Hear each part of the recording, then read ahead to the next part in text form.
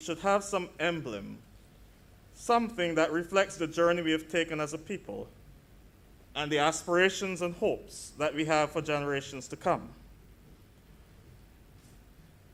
Having participated in the consultations, I wish to state from the outset, without reservation, that at no point in time this document was ever purported to replace the preamble or the Constitution of this country. In fact, from the outset, it was intended not to have any legal power, but just to set out, as I said, the hopes and aspirations of our people, balanced with the right and responsibilities. Nothing enforceable. It was most shocking to hear some of the rhetoric about removing God from a document that didn't exist.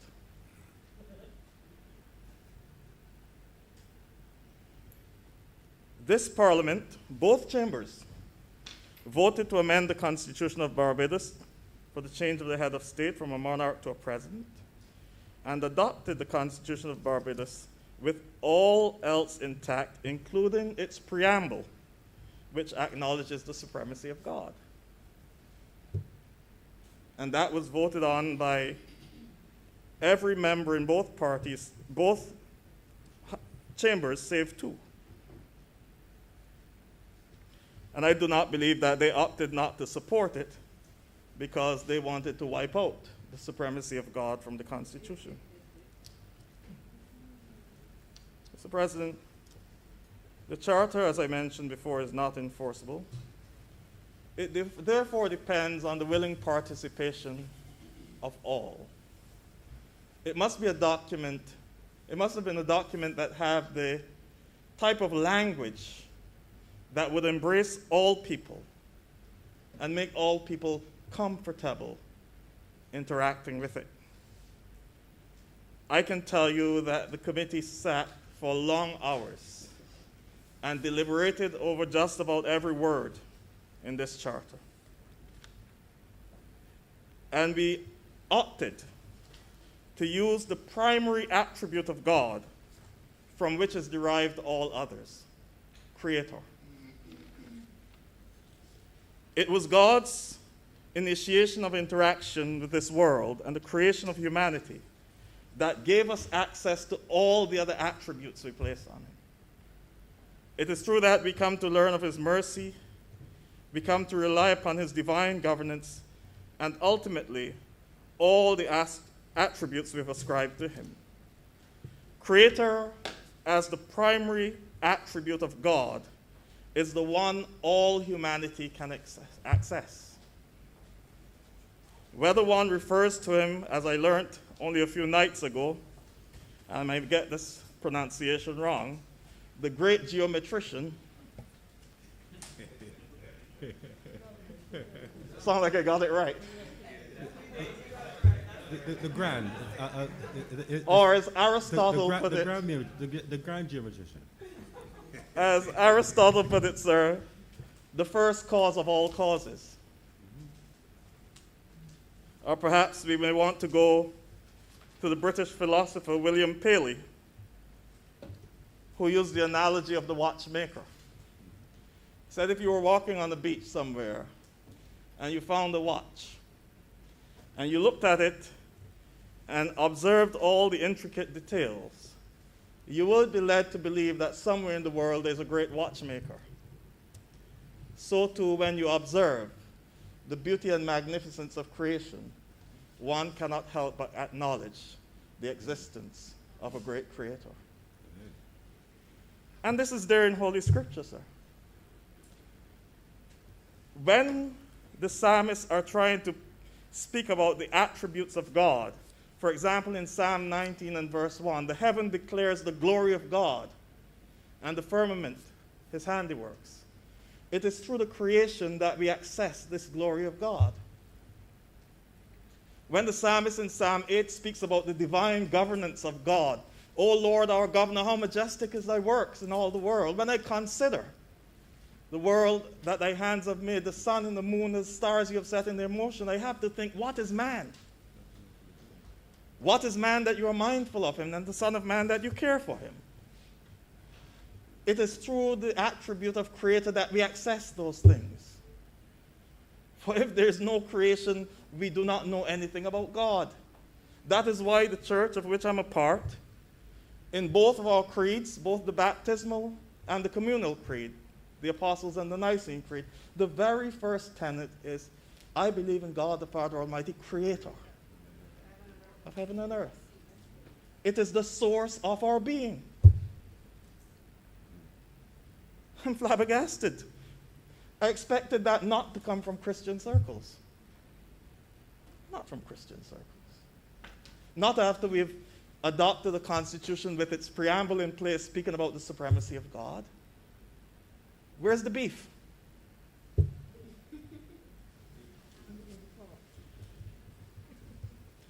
Mr. President, as we stand here, this earth is turning on its axis at 1,000 miles per hour.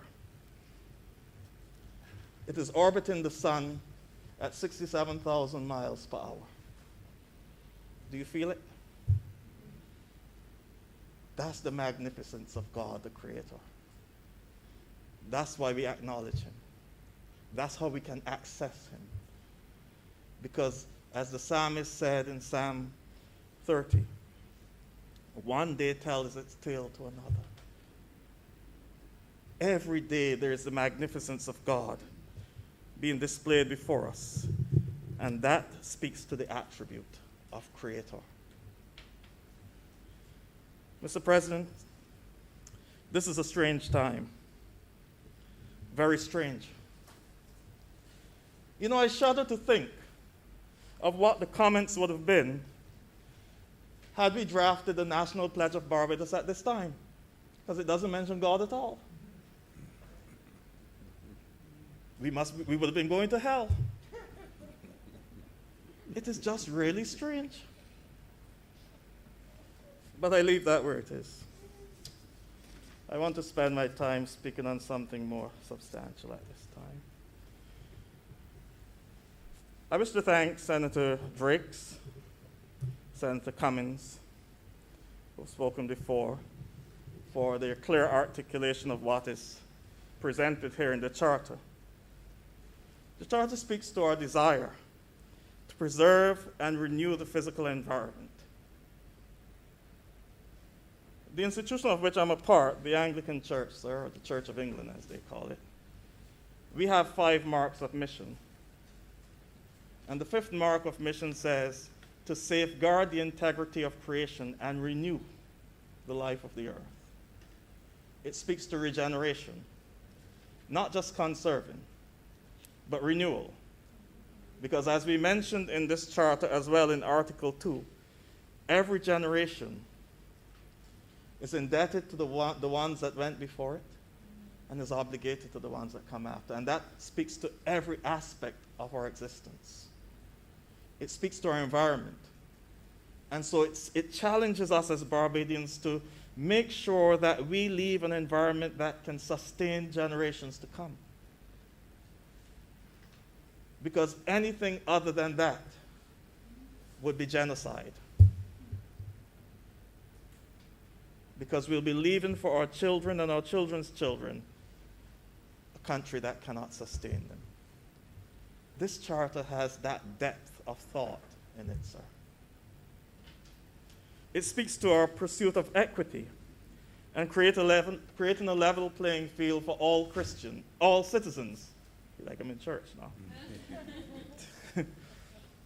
To pursue their goals and their dreams. And I always remember a few months ago, sir, Senator Drakes gave a statistic in here about a considerable percentage of our hotel stock in the hands of only a few entities.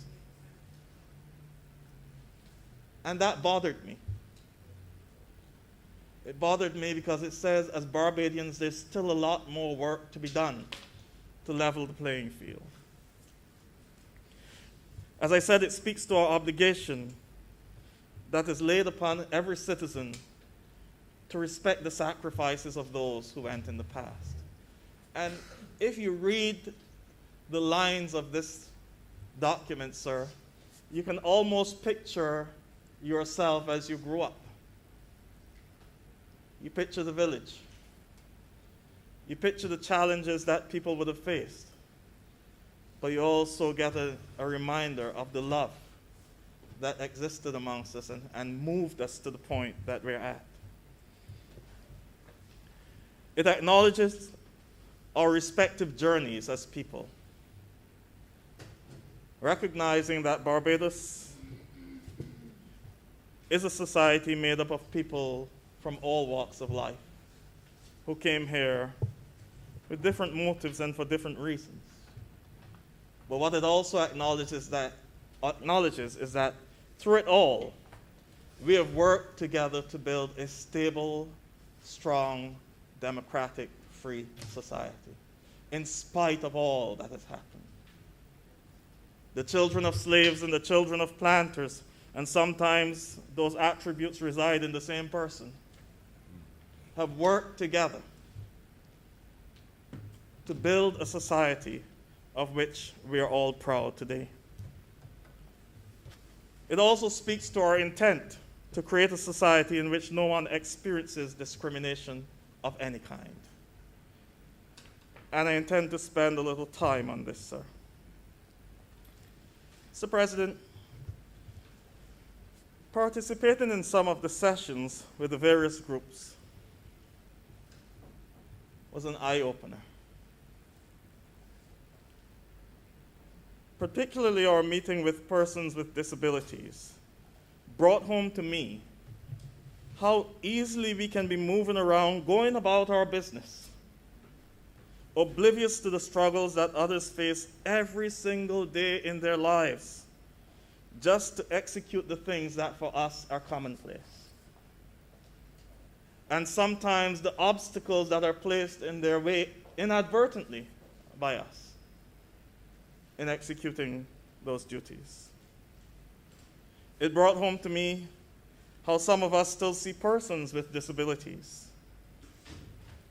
I remember one gentleman lamenting that he had expressed a desire to pursue a university degree and was asked by someone, "Why are you doing that?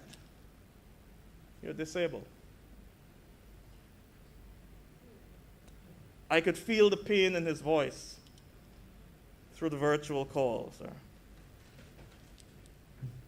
But thanks God, he said he managed to get some funding from someone overseas and he is pursuing his studies. We still have a lot of work to do here. Though we have progressed way beyond the time when families were ashamed of those with disabilities, and such persons were hidden away when people were coming to the home, we still have some way to go. But Jesus' disciples did as well. In John chapter 9, we're told that Jesus was walking with his disciples and they encountered a man who was blind. He was blind from birth. And their first question was, "Lord, who sinned? This man or his parents, that he was born blind?" And Jesus said, "Neither have sinned. He is born blind so that the glory of God may be revealed." The disabled people in our midst are here so that the glory of God may be revealed. That is the love and compassion and genuine care that we show for them and what they're going through. How we seek to remove the obstacles to help to make their lives better and more comfortable in this world. And so you will notice in the charter, sir, we have not mentioned disability. We mentioned people that we will not discriminate against based on their ability. Because everyone has ability. And what we need to do is to find what people are good at and encourage them. And do everything possible for people to live their best lives in this society. But I know I stand here, sir, and some are waiting with bated breath to hear what a priest has to say on another matter. It would be remiss of me if I spoke to this charter and did not expound on what can be dubbed the 800-pound gorilla in the room, Article 1 of the Charter. Mr. President, the article speaks to the protection of rights and freedoms of all our citizens and the prevention of discrimination. And just to repeat Article 1, though I suspect there are some people who can recite it.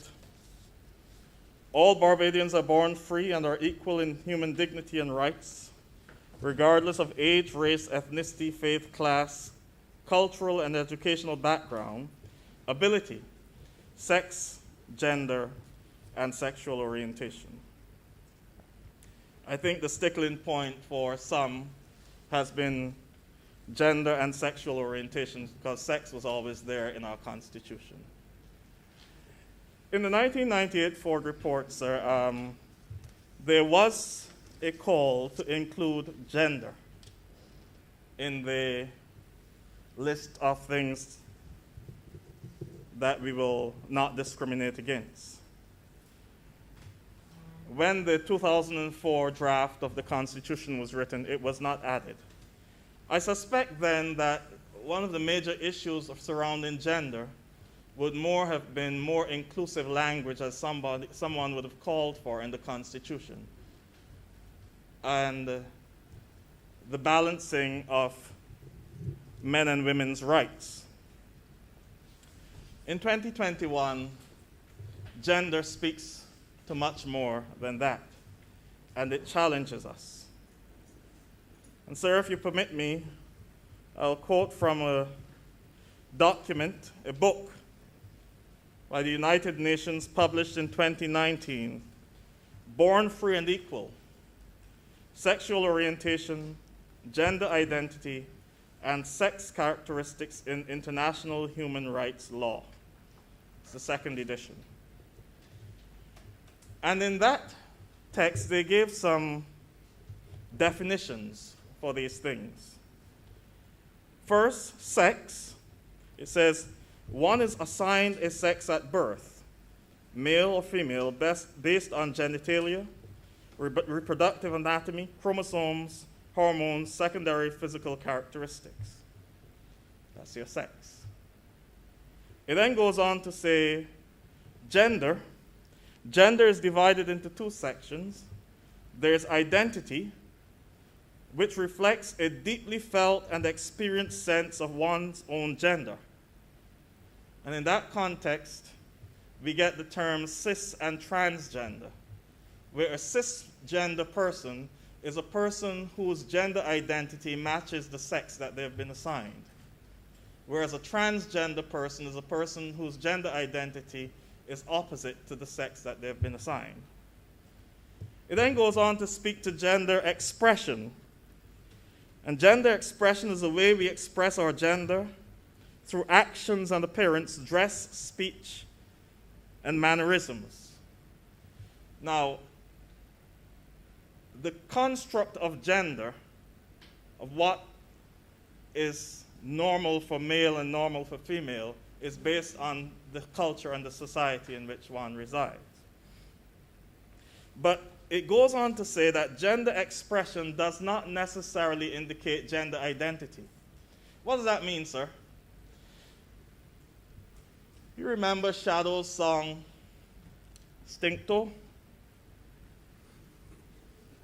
If I quote a line, you may know it. They tell me don't walk with Jacob. Jacob too like to walk and shake up. You know that song? Indeed, indeed. I'm going to have to get some music for Senator Boyce. Yes, they tell me don't walk with Jacob. Jacob too like to walk and shake up.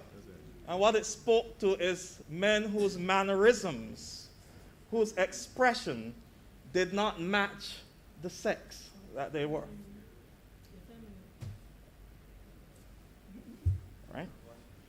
It then speaks to sexual orientation, sir.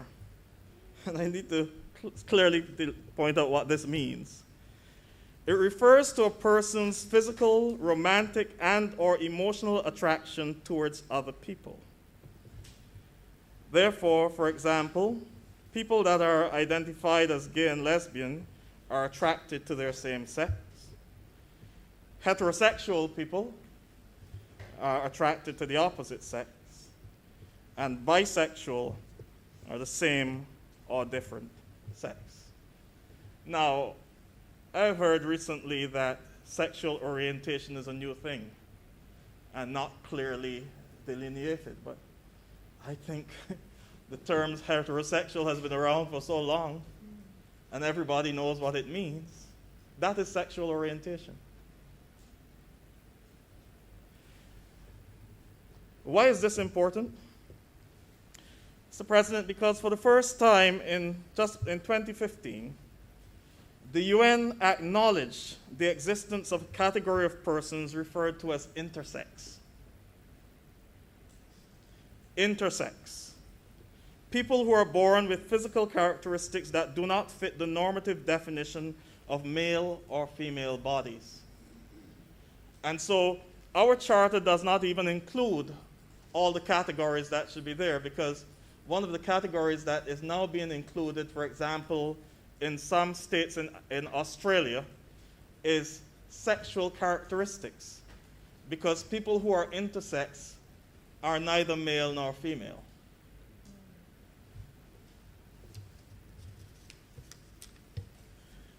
Mr. President, every human embryo has structures called, and I'm treading on thin ice here with the doctor right behind me. Every human embryo has structures called Wolffian and Mullerian ducts.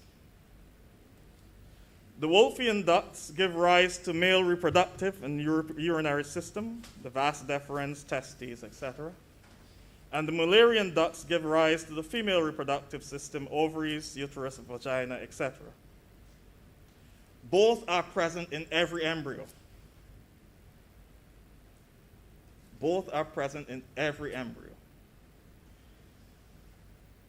But what every embryo also has in the nucleus of its cells is DNA, chromosomes. 23 pairs of them in normal persons. It is the 23rd pair that is referred to as the sex chromosomes. If that 23rd pair is XX, then the embryo is expected to develop into a female. If it is XY, it is expected to develop into a male. I'll just give you a little snippet of what happens in, for example, a male embryo. At about 8 weeks, the embryo produces testosterone, and this triggers an enzyme called 5-alpha reductase 2, which metabolizes the testosterone and creates dihydrotestosterone. This gives rise to the first phase of development of the Wolffian ducts in the production of the male sex organs. At the same time, a hormone is produced to deactivate the Mullerian ducts. And so because a male child is being produced, the female ducts dissipate. Later on, at puberty, a second and more potent shot of testosterone is produced and leads to the secondary development of the sexual organs, sperm production, the increase in size of the phallus, testes, etc. Mr. President, it doesn't always work like that. That is the ideal situation. Some persons experience what we call 5-alpha reductase 2 deficiency. And what is this, sir? When they receive that shot of testosterone, because there's a deficiency in 5-alpha reductase, it is not potent enough to metabolize the testosterone to push the first phase of male development where it ought to be. And therefore, children are born with an indeterminate sex. When they're born, the doctors cannot tell whether it's a girl or a boy. The UN has been very, very clear on this, sir. Because in the past, what used to happen is that doctors and families will make a decision of whether it should be a girl or a boy and perform constructive surgery there. Only to find later on that the child does not identify with the sex assigned and experiences what is known as gender dysphoria, where they do not identify with the sex they're assigned and they go into states of depression and sometimes become suicidal, etc. The UN has said we have to stop mutilating our children. And there's good reason. In 1974, sir, there was a big uproar in a little village called Las Salinas in the Dominican Republic because their little girls were turning into boys. Their little girls were turning into boys. What they refer to, sir, as guividoches, eggs at 12, or penis at 12. What was happening, sir, is that these children were identified as girls when they were born. And they were nurtured as girls, raised as girls within the community. But at puberty, when they got that second shot of testosterone, the penis started growing. Testes descended. And all of a sudden, people thought that they were being transformed into men. They were boys all along. And that is the danger with performing the surgeries beforehand. Some of those boys identify as male in gender, but the community sees them as girls still. So you have these challenges that people face in our world. An even more severe condition, sir, is androgen insensitivity syndrome. Androgen insensitivity syndrome, sir, is where a male embryo, XY, does not have receptors for the male hormones. And so the virilization that is supposed to occur at 9 weeks or later on at puberty doesn't. And you get a broad spectrum of forms that come out of this. You can get a female with female characteristics, but with XY chromosomes. Such persons, a good example, sir, and I hope I can call her name, is Phoebe Hart, who was a young Australian PhD student who did a documentary on her life as an intersex person. Phoebe Hart said, growing up, it's a girl, but then when I hit puberty, I realized the girls were talking about menstruation and nothing was happening for me. And it was only then that her parents disclosed to her that nothing is going to happen, because she doesn't have a uterus, sir. What she has is just the first part of the vagina, and it ends there. And she has testes in her abdomen. They have to be removed, or they have a propensity to develop testicular cancer.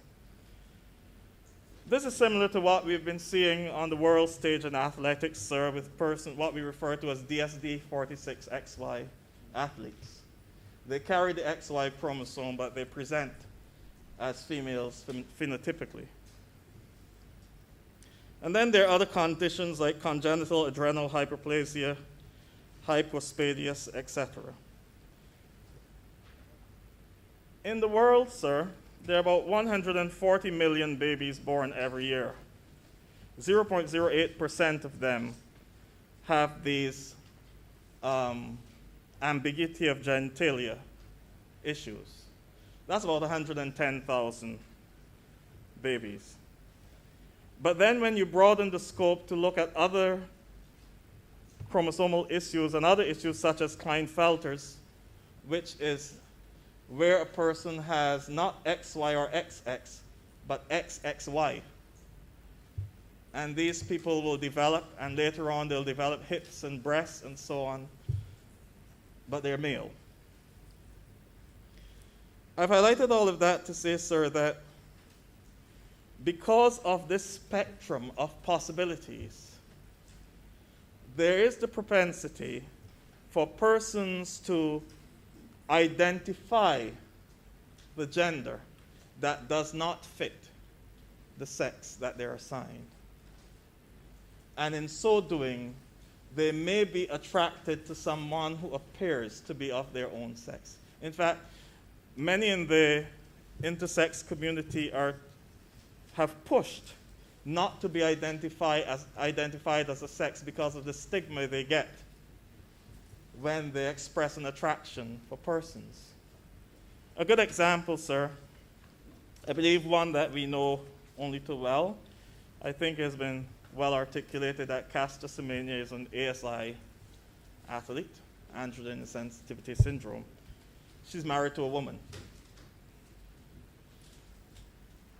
Is that a same-sex union, or is it heterosexual? Likewise, Phoebe Hart is married to a man. So these are the things that this document seeks to look beyond today. It seeks to deal with what a Barbados will be even in 50 years from now. But it also speaks to today, because I understood during lunch that just about up to 10 years ago in Barbados, there are just under 10 children born with one of these conditions in this little country. Could you imagine what they go through growing up in this country? Can you imagine what they have to deal with on a daily basis? I'll speak more to that later. But I know some may be questioning, okay, yes, are these 21st century issues or 20th century issues?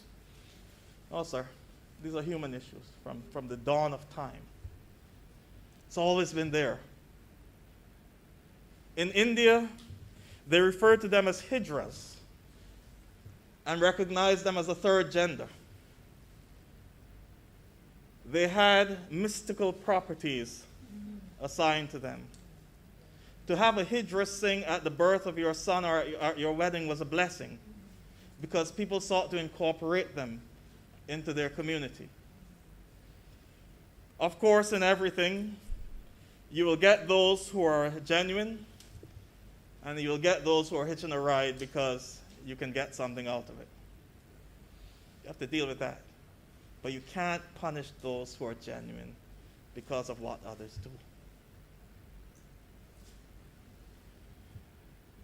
In the Islamic world, they're there too. One of the caliphs of Islam, Al-Amin, who ruled from 809 to 813. From an early age, Al-Amin's mother realized something like it wrong with this boy. She realized that Al-Amin had what are described as homosexual tendencies. And she tried everything. Some writers suggest that she took little boys and dressed them up as army men to play with Al-Amin so he would become more masculine in his approach. Others say she took little girls and dressed them as boys and sent them into Al-Amin so that Al-Amin could at least be oriented to the opposite sex. As the caliph, he eventually got married and had children, but he also spent a lot of time, based on the writings, with his eunuchs. Yes, sir. The term eunuch in antiquity had several meanings, and it's there in Judaism as well. In Judaism, in the Mishnah and the Talmud, the rabbis were reflecting on this person, and they said there are two types of eunuchs. There's the Saris Adam, he who is made that way by men, because in antiquity, people will either castrate or cut off the entire genitals of a man who is their servant so that he can serve in their house. He'll have no family, he has no connections, and so he'll be loyal to the family. There were also women in the upper levels of society who traded heavily in castrated men because they couldn't get pregnant. You see. But here's how the rabbis described not the Saris Adam, the one made that way by men, but they recognized there's a Saris Hammer, he that is born that way, or what they call a sun eunuch. He was a eunuch from the time the sun hit him. And here's how they described him, sir. He has no beard. His hair is straight and his skin is smooth. His urine produces no froth. He urinates without producing an arch. He whose semen is watery. One whose voice is abnormal, so that you cannot distinguish if it is that of a man or a woman. You got a picture of that person, sir? Are you getting a picture of what we're talking about here? This is in Judaism. And these people existed throughout biblical history.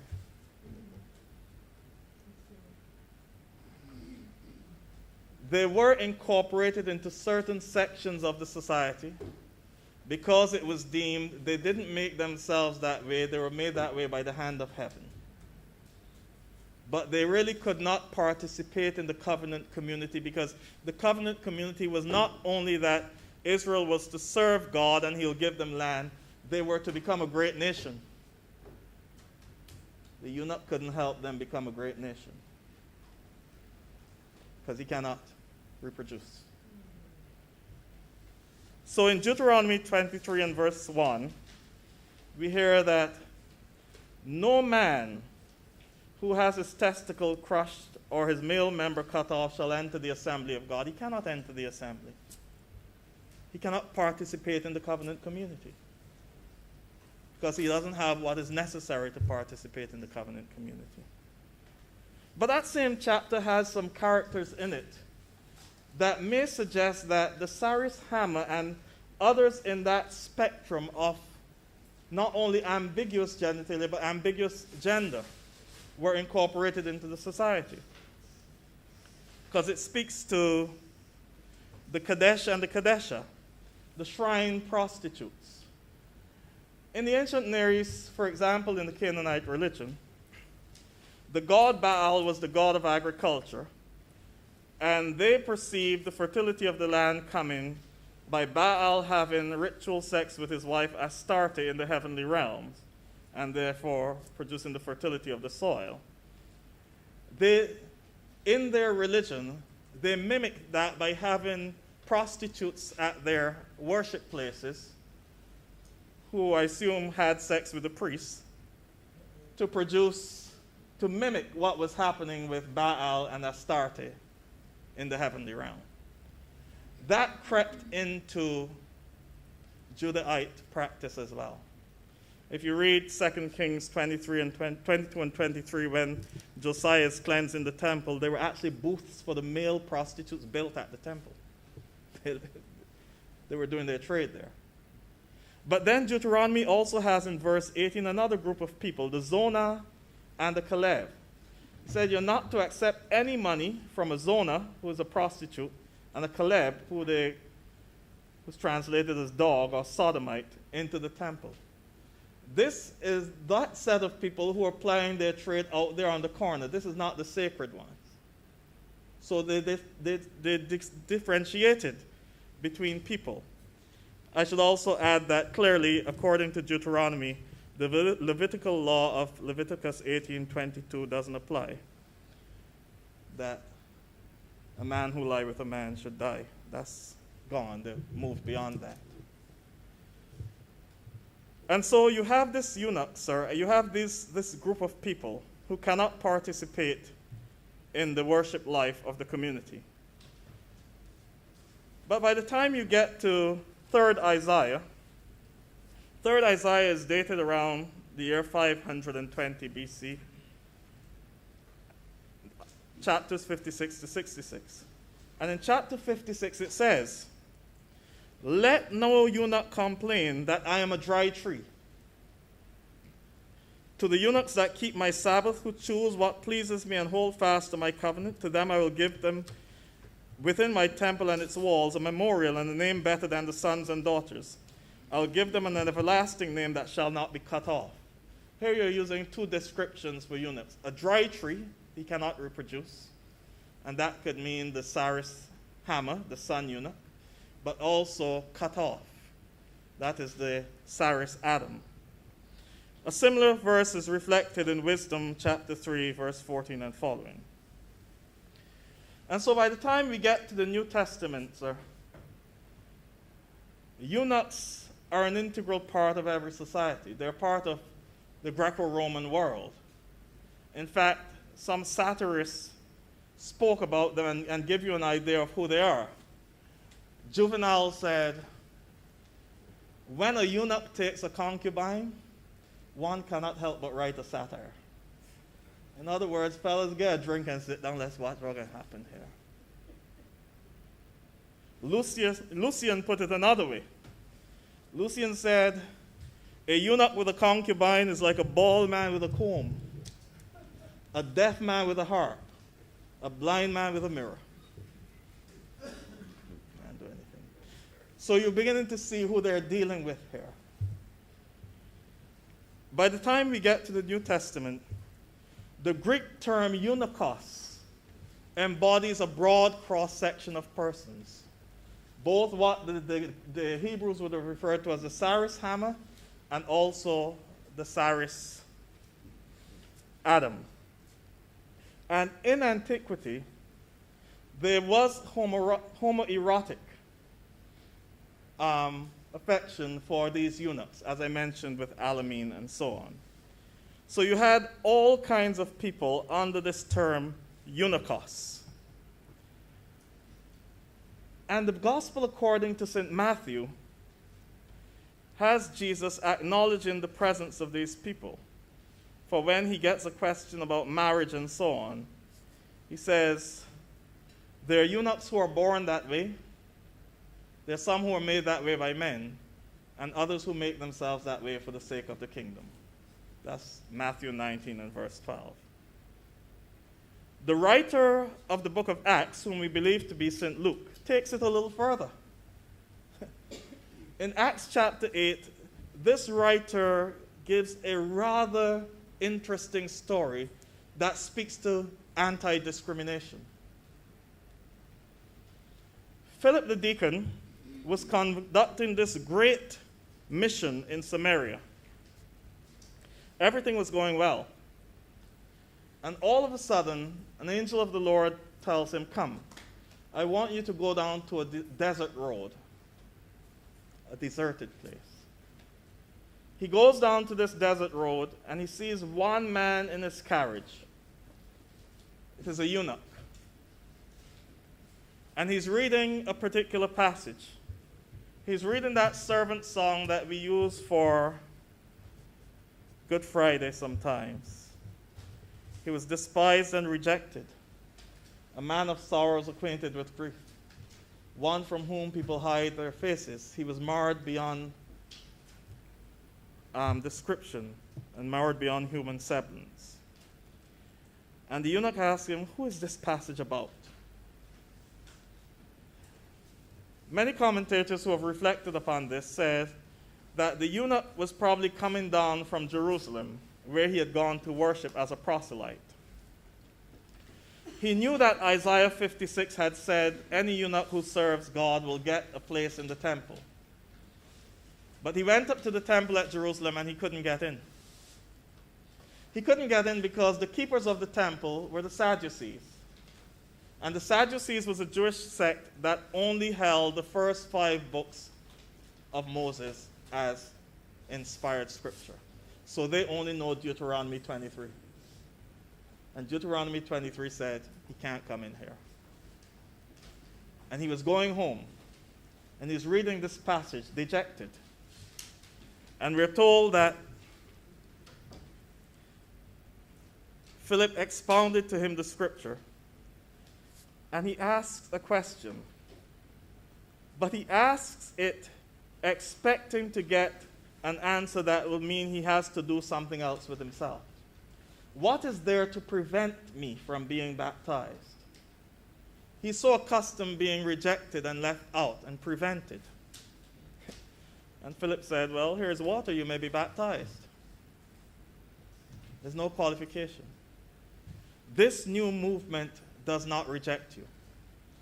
Why I find this story so important to reflect on at this time, sir, is because we always read Holy Scripture in context.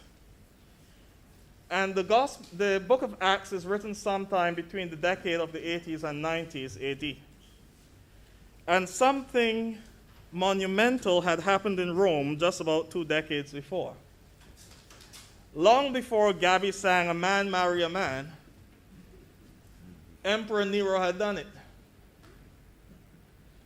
When Emperor Nero's wife, Poppy Sabina, died, Nero wanted to find a woman that looked exactly like her. He looked throughout Rome, and then he found a little boy called Sporus. And he had Sporus transformed into a eunuch, and Nero married him. The saying in Rome at the time was, had Nero's father chosen such a wife, Rome would be much better off. But I said that to say that was the atmosphere in which this writer of the book of Acts is writing. And he is brave enough to present this eunuchos without any qualification of who he is or what type he is. And Philip doesn't ask him anything about what type of eunuch he is. Because by that time, eunuch also meant effeminate men, men who had relationships. It embodied a whole group of people. And for me, the clarity of that story is in the ambiguity of the character. The writer makes the point, this new movement does not discriminate against anyone. All are welcome. And in fact, when a scribe later on went to do some redaction on that story, he wasn't concerned about what type of eunuch it was. That's not what he troubled. Later on, a scribe would add what is now known as Acts chapter 8 and verse 37, because the original manuscript doesn't have a verse 37. And his thing was, how can this man be baptized without professing any faith in God? And so Acts chapter 8 verse 37 says, do you believe that Jesus Christ is the Son of God? And he responds, I believe, and he is baptized. But the message of the story, sir, is that there is no discrimination in this movement. The eunuch who once could not enter the assembly now finds a space. And we're told that when he came out of the water, Philip was gone, but he was happy. And lore has it that it was this eunuch who went home, converted his queen Candace, and started what is now the Ethiopian Orthodox Church. That is lore. I'm not saying this is that's what is said. That is a story of liberation. That is a story of anti-discrimination. That's what we're trying to achieve here, sir. Even for that one child, that one who genuinely has battled with everything, that one person who has tried to live according to what our society considers normal, But just realize that they do not fit into our construct of normal. It is time for us to tell them it's okay. It is okay. Especially at the time when we're begging people to follow the science for once. Follow the science. Mr. President, I've had so many stories. You see, part of this charter speaks to family, Article 2. We shall seek to strengthen ties between Barbadians of all ages in order to enshrine the dignity and respect for one another, understanding who children are and the critical role they have in our present and future. We shall prioritize, protect, guide, nurture, heal, and love all our children, confident that raising them with such care would provide them with an example of how to raise their own children, and in effect create the foundation for emotional, stable, and responsible citizens. We uphold family as a key institution through which our present and future generations are to be nurtured. There has recently been some talk about family. Mr. President, you know how many families have been hurt and destroyed by our discrimination. You know how many mothers and fathers and children have just sat down and cried when the child or the young person came and said, I tried. I tried. Because it is not only that person that is discriminated against, it is that parent has to grow up in a society that says, you raised that child wrong. Because many persons are talking about nurture. It's your fault that that child turned out the way it is. When the parent knows he or she has done everything. Everything to create the best possible child, and they have. In many cases, they have. They have produced respectable young men and young women. It is time for us to seriously have a discussion about what we're doing to our children, our families, and by extension, our community. When parents feel it necessary to estrange themselves from their children just to hold their place in society, just to keep their face up, as we say.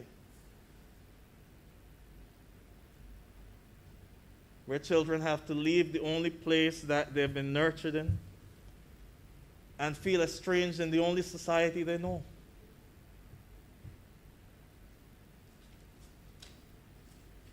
Mr. President, it is only a small percentage. But that's precisely why we have anti-discrimination legislation, because it's always to protect the minority. I believe, as a nation in 2021, we can do much better. Sir, I'm no prude, because when I was growing up back in the 90s, you go in the fete and Buju Bombay Bye. It's playing and you're all hand in the air and you're shouting. And then when Buju got into a little trouble, Red Dragon came and said, they vexed with me, Adrian Buju, because him sing about the Bombay Bye. But we don't find nothing wrong with that there, because all Batty man must die. Those were the songs, and you didn't realize what you were doing. You didn't realize the fear you were instilling in people. How you were pushing people out of the society. I think we can do better. Sir, change doesn't come overnight. It took a long time for me to get to this place. I always remember Barack Obama when he was president, and he faced a similar issue. So he went home and the girls asked him, what are you talking about? What are you doing? You know, I think that as a society, we have to face these issues head on. As I said, there'll always be those who will jump on the bandwagon for their own gratification and so on. But we have to protect that one that is genuinely struggling, that one that has experienced perhaps some of the things I spoke about here. And we have to be true, and I speak to myself as a Christian, we have to be true to our primary text that says, you may be baptized. If the church can accept the eunuch with all its vagaries, is Barbados too holy to accept persons who are struggling with their sexuality? Are we too holy a society? Be careful now, because our primary text warns us about that. In Romans chapter 1 and verse 28, the passage that many like to quote, St. Paul says, God gave them over to their own desires. Women become lovers of women, and men became lovers of men. And they profaned the name of God. I don't want to hear an amen. I'm just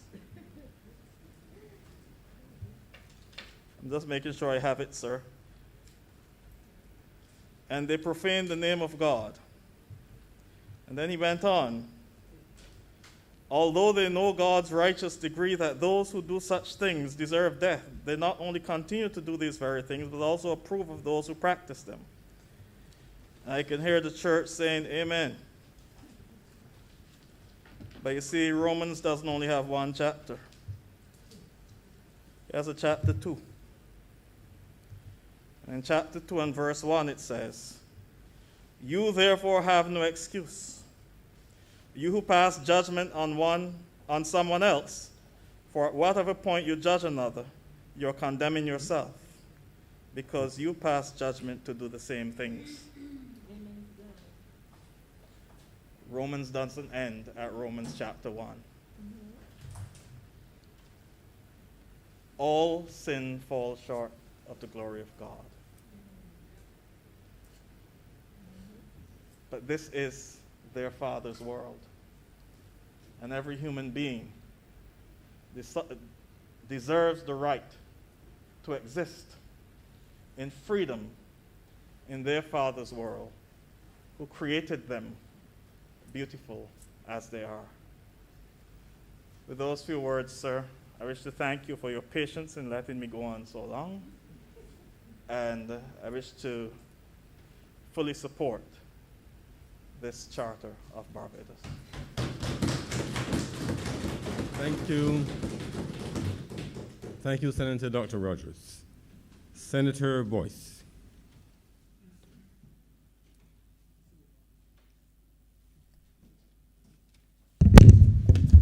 Thank you, Mr. President, and as I follow my brother, Senator Rogers, to speak on this issue, you know, sir, when it comes to the independence, you get a whimsical, sometimes philosophical approach to the debate. And when we look back as to the purpose of the Constitution, dare I say, that might have been one of the intentions of the framers of the document. And I've noted with interest the dialogue and the quotes and the references to the good book and morality and holiness and from whence we came and who we are. And I thought it prudent, sir, to perhaps bring a different angle to the debate that we're engaging in. Because it seems to be that there's a duality in which you contemplate, as has been asserted other places, a secular state and a secular nation, but then you make reference to Scripture to support your contention. In my mind, sir, the entire discourse that we are seeing is much ado about a document which is premised Charter of Barbados 2021. Sir, we don't know what the document is exactly, but we know what is not in terms of the amount of references and statements to what it is not to be. But we have it here. It represents, depending on who you ask, our highest ideals, an aim of representing the values, and I'm referencing statements made, sir, collections of the principles which bind us together, and it reflects who we are. Now, it's not stated in the context of any formal binding authority with regard to the definition, sir. And perhaps it lends itself to the name, and when we look at the historic Charter of Barbados, which may lead to a conflation of these issues, sir. The simple position is this, though, Mr. President. If statements are made that this document reflects principles which bind us together, and you assert that these are the principles under which our land is to be governed, or which reflects us, then voices which shout, "This is not who we are," must be given some cognizance. The fact is, sir, many governments have learned in their own way and in their own time that you ignore those voices at your peril. But if the document itself is non-legal and it attempts to paint a picture of a society, well, when we're painting that picture, here's another euphemism, let's look at all the palettes. But I believe, sir, that the solution to all this discourse is simply to avoid the conflation between the Charter of 2021, the Charter of Barbados, which was done in 1652, and the Constitution of Barbados and the preamble. So I intend this afternoon, sir, very briefly, to walk through the differences in the documents and perhaps propose ever so gently a way forward that recognizes the value in having the discourse, but at the same time focusing on the fact that the document seeks to do something good for the nation, and perhaps in our scrutiny, we don't look at the entirety of the document and the benefits that it may bring.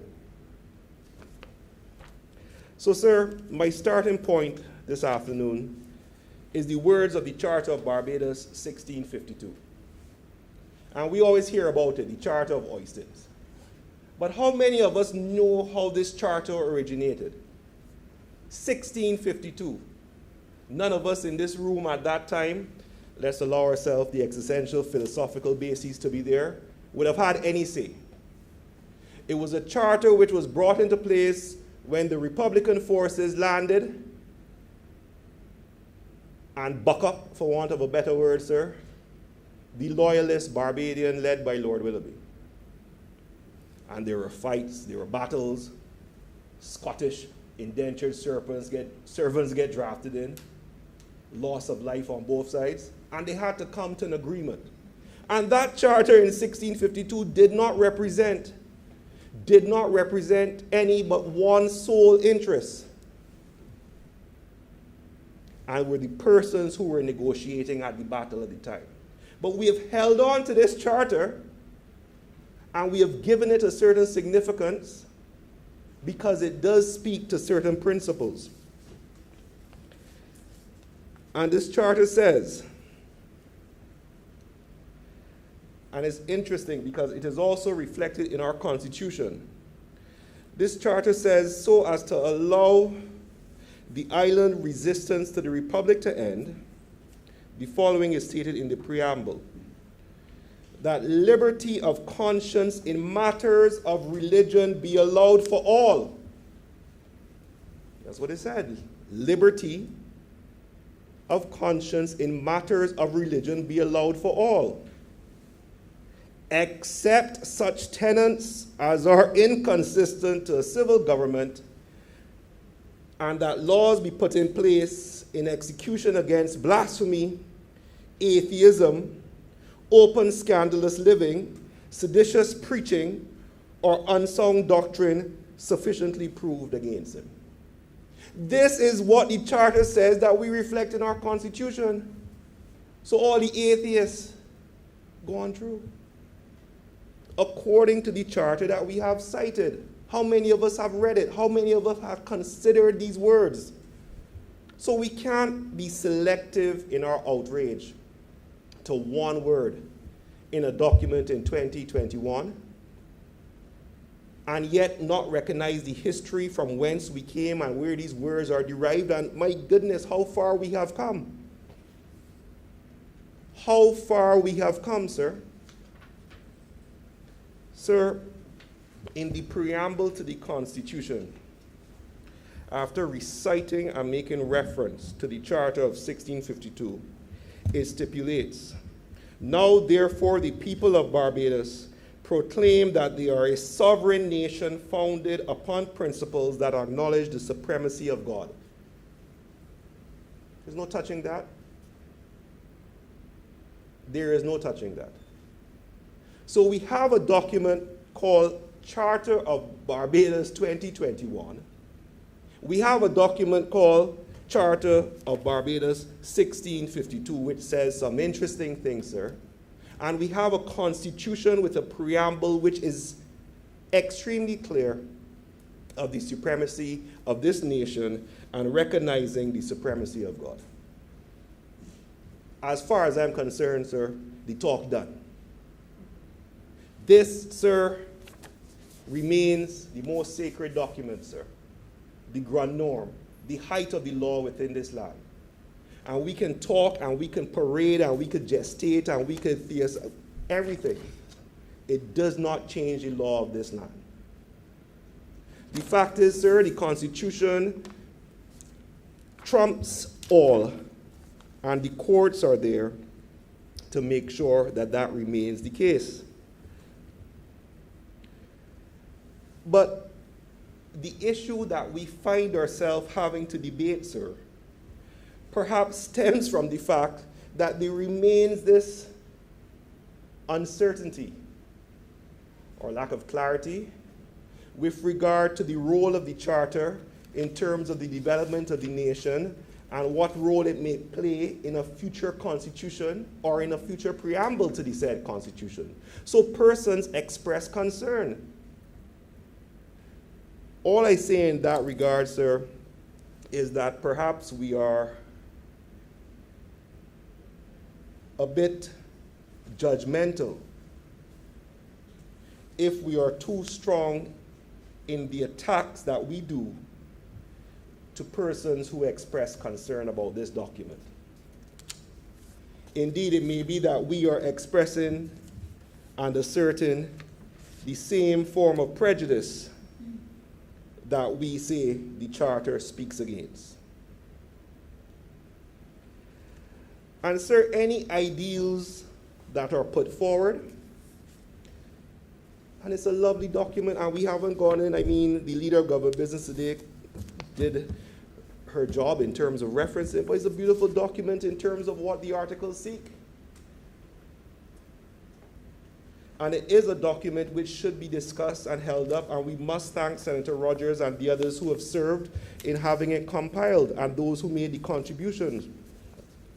But what is ironic, sir, is that we are here debating the Charter and talking about certain statements made, but we don't look at what the actual Charter says in relation to those statements at Article 3. It says, sir, every Barbadian has the right and duty to participate in the economic, political and social life for Barbados as an expression of active citizenship. So an expression of active citizenship could be that I don't like the charter. This is what we say are the values. When you seek to tell somebody who they are, they might disagree with you. And you have to accept that in a democracy, such discourse should not be shouted down. But I say, sir, such discourse should be encouraged. At the end of the day, Mr. President, the document should be viewed in the light of the ideals and recognize how far it comes from the other charter, sir. And go back and look at the charter of 1652 and look at the charter of 2021, and you will see, sir, how far we have come. There will always be issues. There will always be need of correction and perfection, sir. But my goodness, we are trying and we are seeking to move forward to make a better country. Hopefully, this charter would play a part, but in recognizing what we seek to do, if we are encouraging active citizenry, when comments are made and criticism is made against you, let's see what we can learn from them and move forward as a nation. I thank you, Mr. President. Thank you very much, Senator Boyce. Senator Dr. Springer.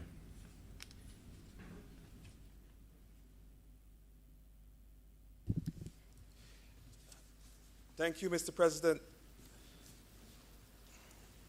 for this opportunity to speak and to lend my voice to this debate on the Charter of Barbados 2021.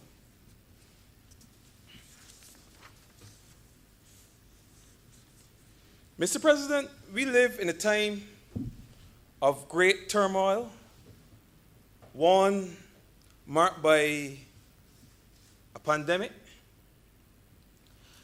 a deepening economic crisis,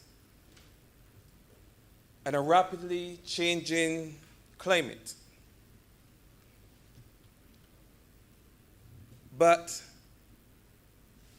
moments of existential crisis sometimes bear opportunities for us to reimagine new possibilities that provide opportunities for us to create more equitable, open, and sustainable societies, Mr. President. Ones that are focused on community, cooperation, and respect for all. And I think in some ways, Mr. President, this Charter of Barbados proposes to do just that. As recently as yesterday, Mr. President, a young man in my community, he asked me, very young man, he wasn't even 21, he asked me what was a charter. And I gave him a definition, I gave him the dictionary definition, which is that it's a formal document describing the rights, aims, or principles of an organization or a group of people. But he also went on to explain that the Charter of Barbados is even more than that. It's a continuation of a national project, Mr. President, which outlines the basic rights and responsibility of our people. Some historians may say that it would have started as far back as the establishment of a Barbados Parliament in 1639, when we had to make a case for statehood. I would have continued with the Charter of Barbados made it at Oistins in 1652 that my colleague just made reference to. And also continued the struggles for independence in the 1960s. And today, even continues as we move towards full political independence, Mr. President, in the form of a republic. Mr. President, well, we were able to have, and it's documented, uninterrupted parliament sittings and elections where persons were able to exercise their democratic rights.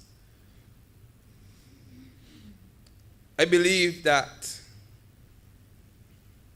that journey still continues, and there are still some goals and some other achievements that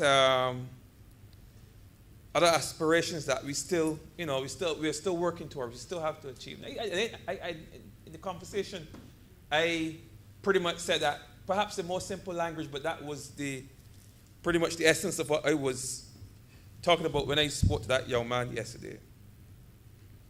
That this charter is an ongoing project. Key among those goals that we as a people, we have, and we're working towards is sovereignty, democracy, justice, and development. These goals were valid in the beginning, and they remain just as valid today, just as valid as ever. And in pursuing these goals and aspirations, Mr. President, we are fully aware that we are now operating in a global community. So we have to think of ourselves as agents or as actors with the right to exercise that agency. And when I use the word agency, I mean that right to make your own decisions, that capacity of free choice and making independent choices and decisions. This charter represents, Mr. President, a deliberate act on the part of this government to engage not only at the national level, but within the international system. And to my mind, it is an example of us exercising that capacity as a people to act independently and make free choices, Mr. President. That's where we're going. Developing that capacity, building that capacity to continue to make good, free choices that impact our people. Speaks to a cohesive and a consistent line of argument. The whole idea of speaking with one voice and sharing the same values and hopes and goals for our future as a people.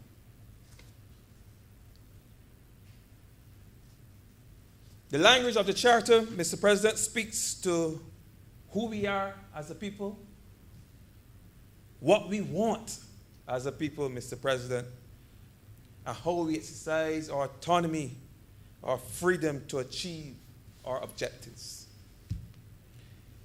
If we were to look to history, Mr. President, we would see that many who would have preceded us were denied the very basic rights and freedoms that we all enjoy today, Mr. President. They were excluded in every sense. And while we have taken the step to reimagine ourselves and chart our future, we've also taken the opportunity to ensure that going forward, every Barbadian is afforded the opportunity, Mr. President, to enjoy those rights and freedoms regardless of their circumstances. Regardless of their circumstances. I believe it was the philosopher George Santayana who said in 1905, he was credited as saying that, and I quote, "Those who cannot remember the past are condemned to repeat it." He was credited with this, but many world leaders would have used that quote at different times. And there's a reason why that particular quote is used. And that's because it remains true today, just as true as it was when it was first uttered.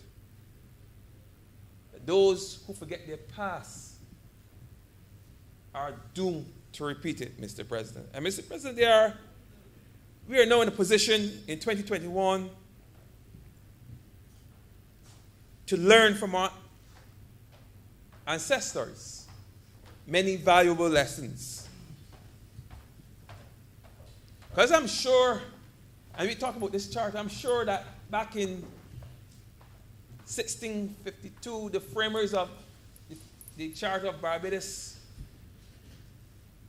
they did not take into consideration people like me, and people like you, and people like some of the voices that we're hearing out there in this space. Even though we might have been the majority at the time. They didn't care anything about us. They didn't solicit our views. They didn't consult with us because we didn't matter.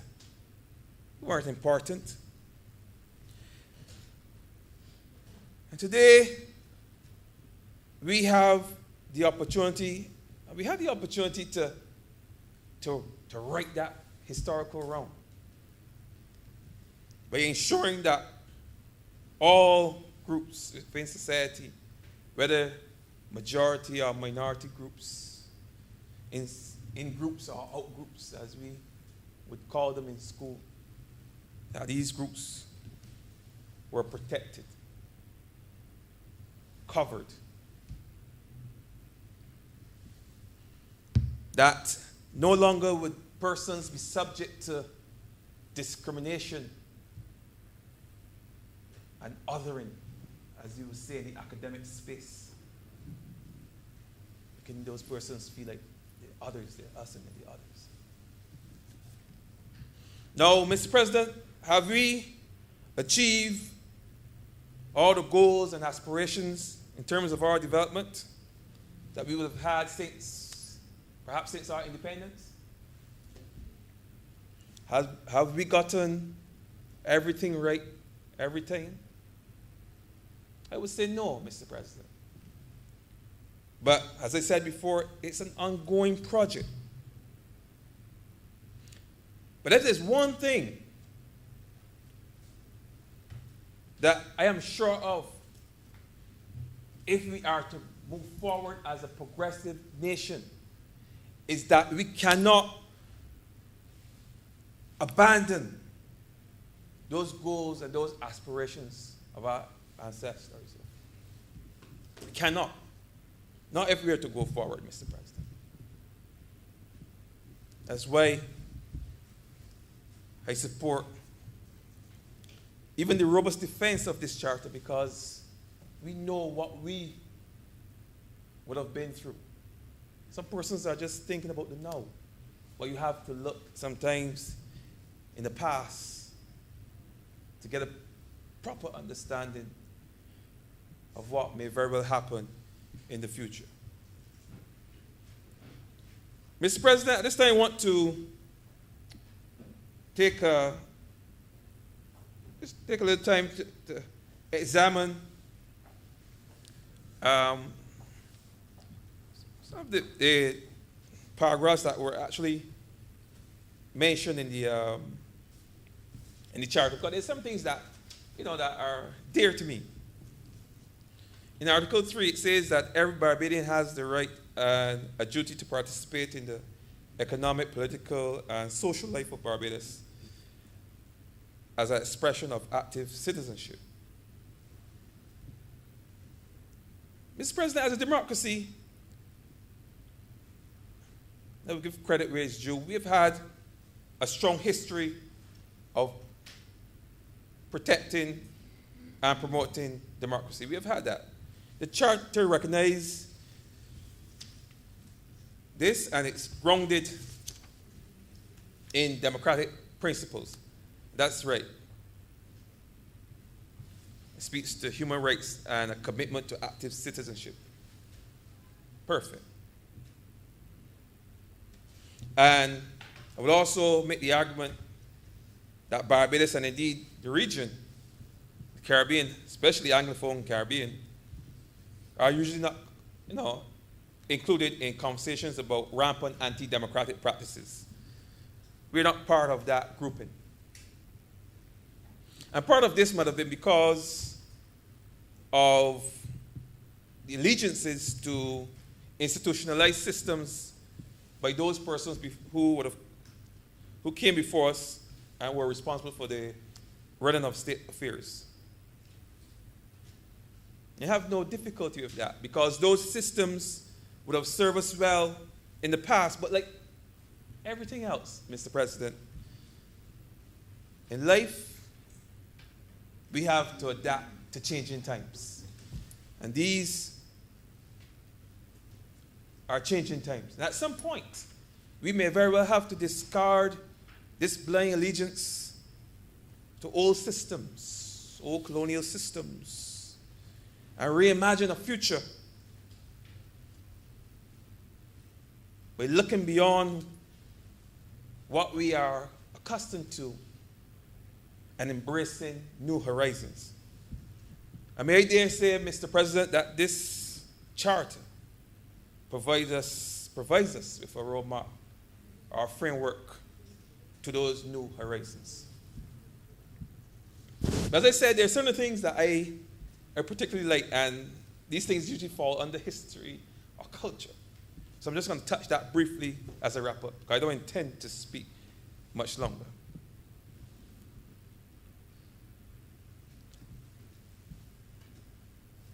In the charter, it speaks to a commitment to the protection of our land, air, marine environment, and in particular our gullies and coral reefs through progressive public policy, which support education, research, and innovation, leading to their regeneration for the benefit of all. I think it was Monday I had the opportunity to speak at a tree planting ceremony. It was a celebration of the victorious St. Andrew team, regathering team in Canada, which won first prize for the depiction of their parish, one best parish, something like that. When I saw the depiction, when I saw the display, it reflected, I guess, the upbringing that they would have had in St. Andrew, where there was greenery, it showed the hills, the valley, and it showed some of our built architecture. It showed the Morgan Lewis windmill. And we know our history has been traumatic, but that does not mean that we do not celebrate our built heritage.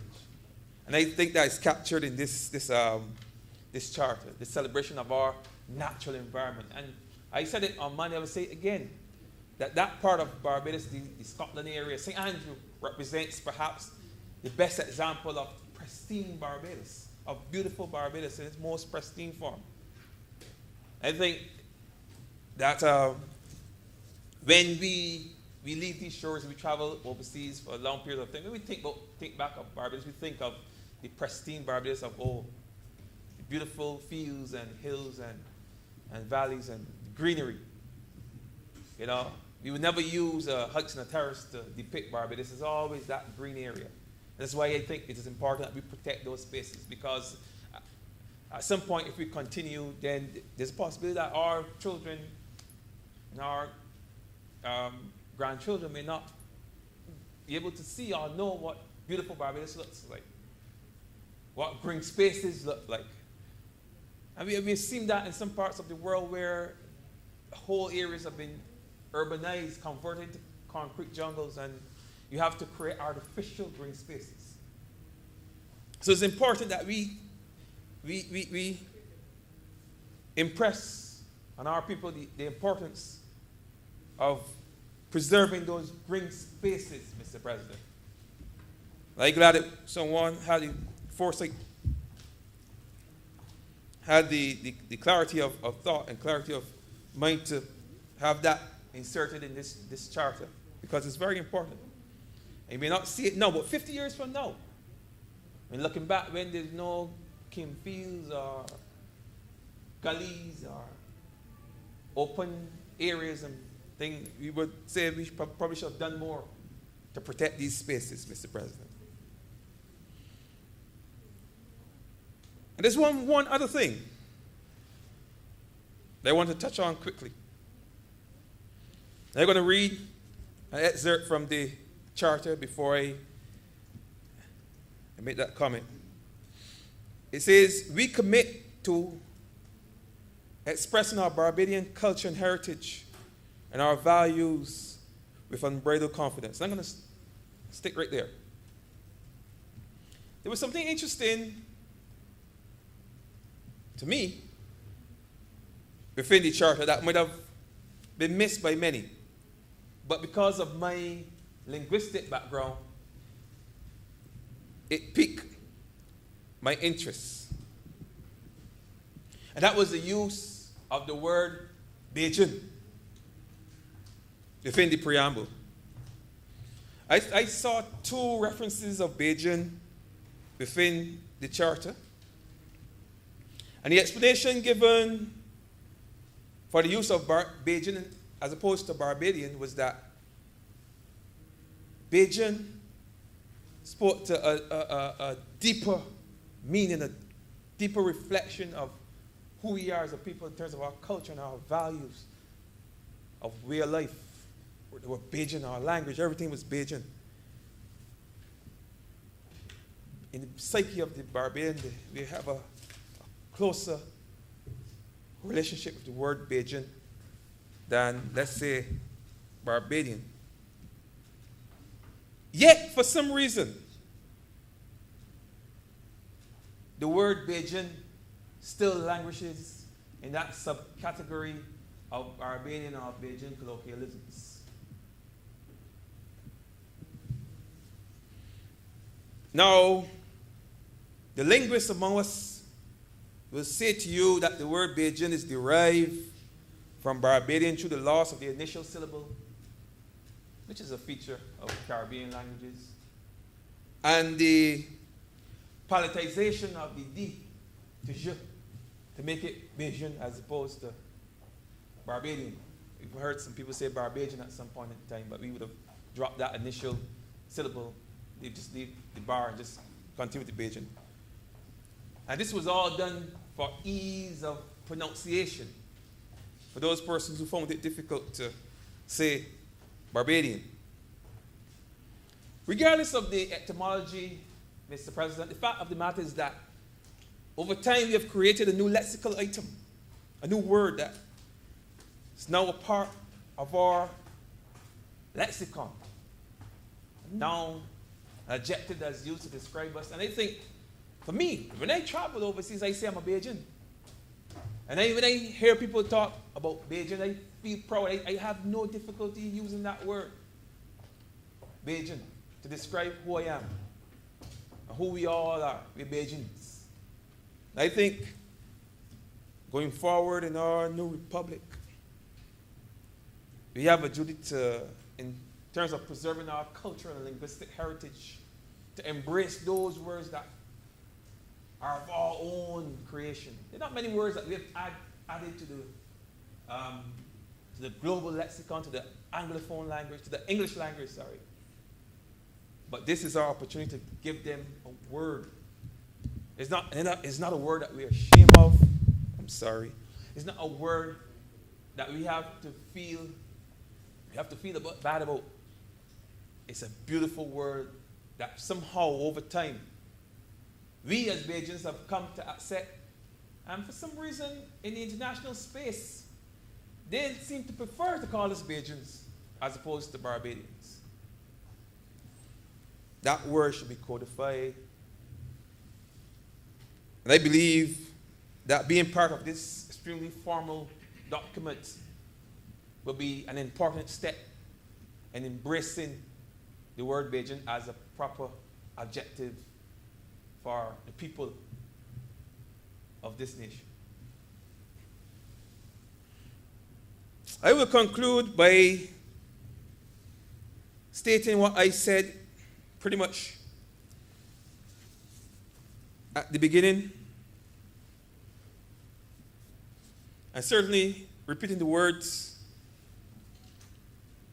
in the preamble of this charter. And that is, this charter is a reaffirmation of our values, our goals, our aspirations as a people. Speaks to who we are, who we want to be.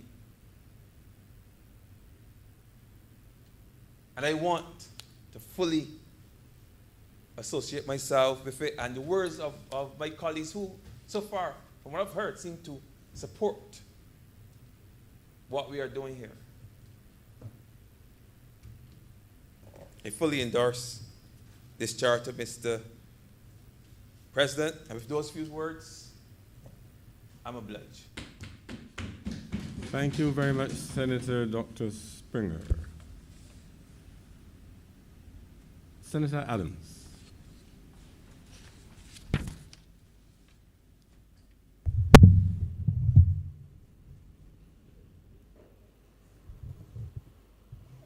Thank you, Mr. President. I think, sir, perhaps more than any other year since our independence, this one has been one that we approach with a wide discussion about the kind of country, the kind of society, indeed the kind of republic that will come into being in the next few days that we want to see, and indeed what we want to leave to our children. So this charter has clearly played a part in sparking that debate, and that debate's been lively. I think at times it's gone a little beyond the pale, but if we don't bring passion and belief to these kind of discussions, really what are we doing here? We're just expressing our love of country, and even when we disagree with one another, I think that is a necessary step we have to take. There are those clearly who view change with some, or the potential for change with some trepidation. And they ask themselves the question, I think, entirely fairly, are my values here being challenged or eroded? Am I being demoted in my position in society? Change always has this impact, I think. People must ask questions. That is right. But, sir, there's always another angle to this, and that is, what if there's no change? There are those who are sitting there who fear inertia. They may be asking, how much longer do I have to continue feeling as though I'm a second-class citizen in my country?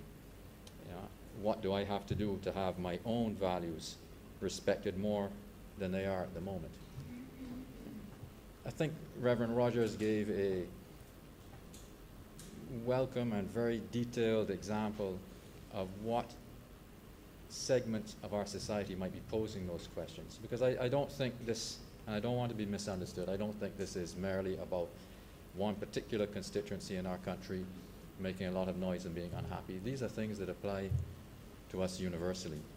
And where each of us sits today and our level of comfort as things currently stand, I can nearly guarantee you that 50 or 100 years down the road, those positions will have changed, and we'll be happy, I think, at that point, for all the kind of protections that I will come on to in a moment are actually in place. That chasm between people who are trepidation, or feel trepidation about change, and those who would like change, I think this charter goes some way to starting a discussion as to how we bridge that gap. When I read through it all the way, 12 pages, including, well, excluding the comments, which ran, I think, another 8 or 9, I said to myself, what is as many people have done, what is the overarching goal of this document? And indeed, what is the direction we want this republic to take? What is the question that's being answered by this document? And, sir, the answer is in our history, most certainly, but it's articulated, that history, in the very first article set out in this charter. Now, Senator Reverend Rogers read this out. I'm going to do it again so it's fresh in our minds. And it goes like this. All Barbadians are born free and are equal in human dignity and right, regardless of age, race, ethnicity, faith, class, culture and educational background, ability, sex, gender, or sexual orientation.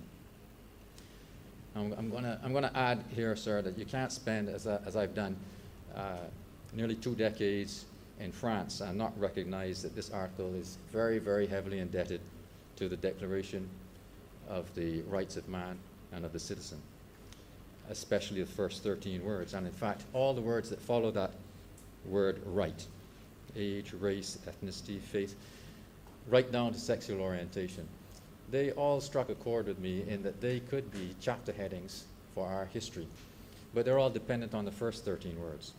And those words are that all Barbadians are born free and are equal in human dignity and right. If we can't agree that, because that is the fundamental contract that's being proposed here, if we can't agree that, well, this charter can't stand. The republic that we want to have consultations on cannot either. And indeed, sir, I would say that that would be illogical. It would be an affront to our history if we can't agree that that article, those first 13 words, really encapsulate everything about the Barbados we inhabit today.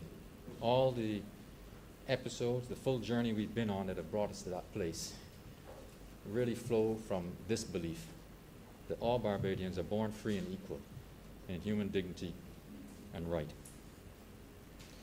Sir, indeed, that we are born free and equal underlies the symbolic justification. And I think people have made light of this, but the symbolic justification that drove us to, at last, make a Barbadian our head of state in a way that was no longer de jure, but actually de facto. We're recognizing that formally.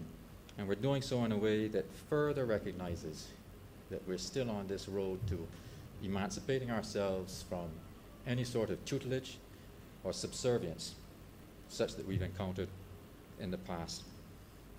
And that past, that history, sir, even as abbreviated in the 12 chapters, in the 12 pages of this charter, is one long cautionary tale on the powers, the corrosive, destructive, divisive powers that exist when we are run essentially by an oligarchy or a series of oligarchies who manage to dominate the executive, the legislature, and the judiciary. That's really what our history has been about. We've had different oligarchies at different times, most notably, and the one that has fired the crucible that's formed us with the greatest heat has been an oligarchy of race. We all know a lot about that.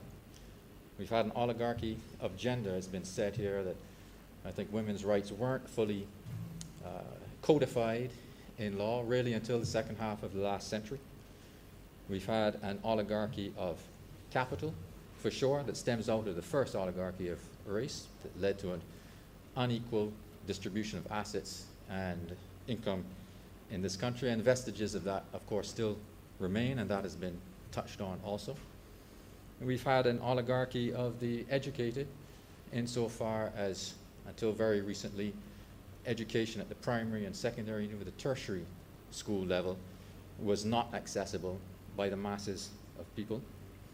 And certainly we've had oligarchies of creed at different times in our history, where if you did not think like the establishment, well, you were going to be excluded from the establishment.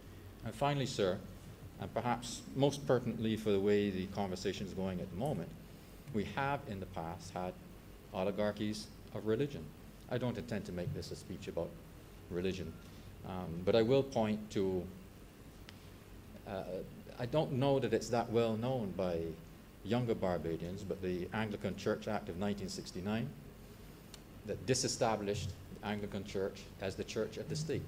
And effectively, that did not mean there was a formal division between what is secular and what is spiritual, but it did mean that the state no longer was going to provide the financing to one institution on behalf of every Barbadian who might not have been a member of that institution anymore.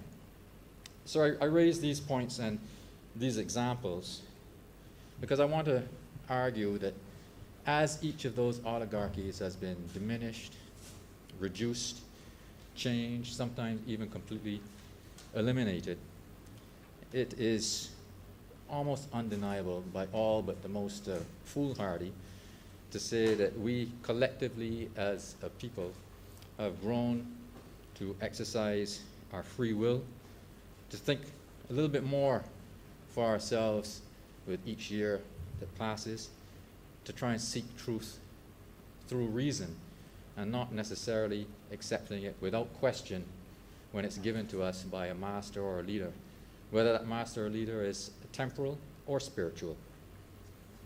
These changes have taken a long time to happen, but they're there, and I think the consultative process that was described by Senator Rogers really shows that to be true.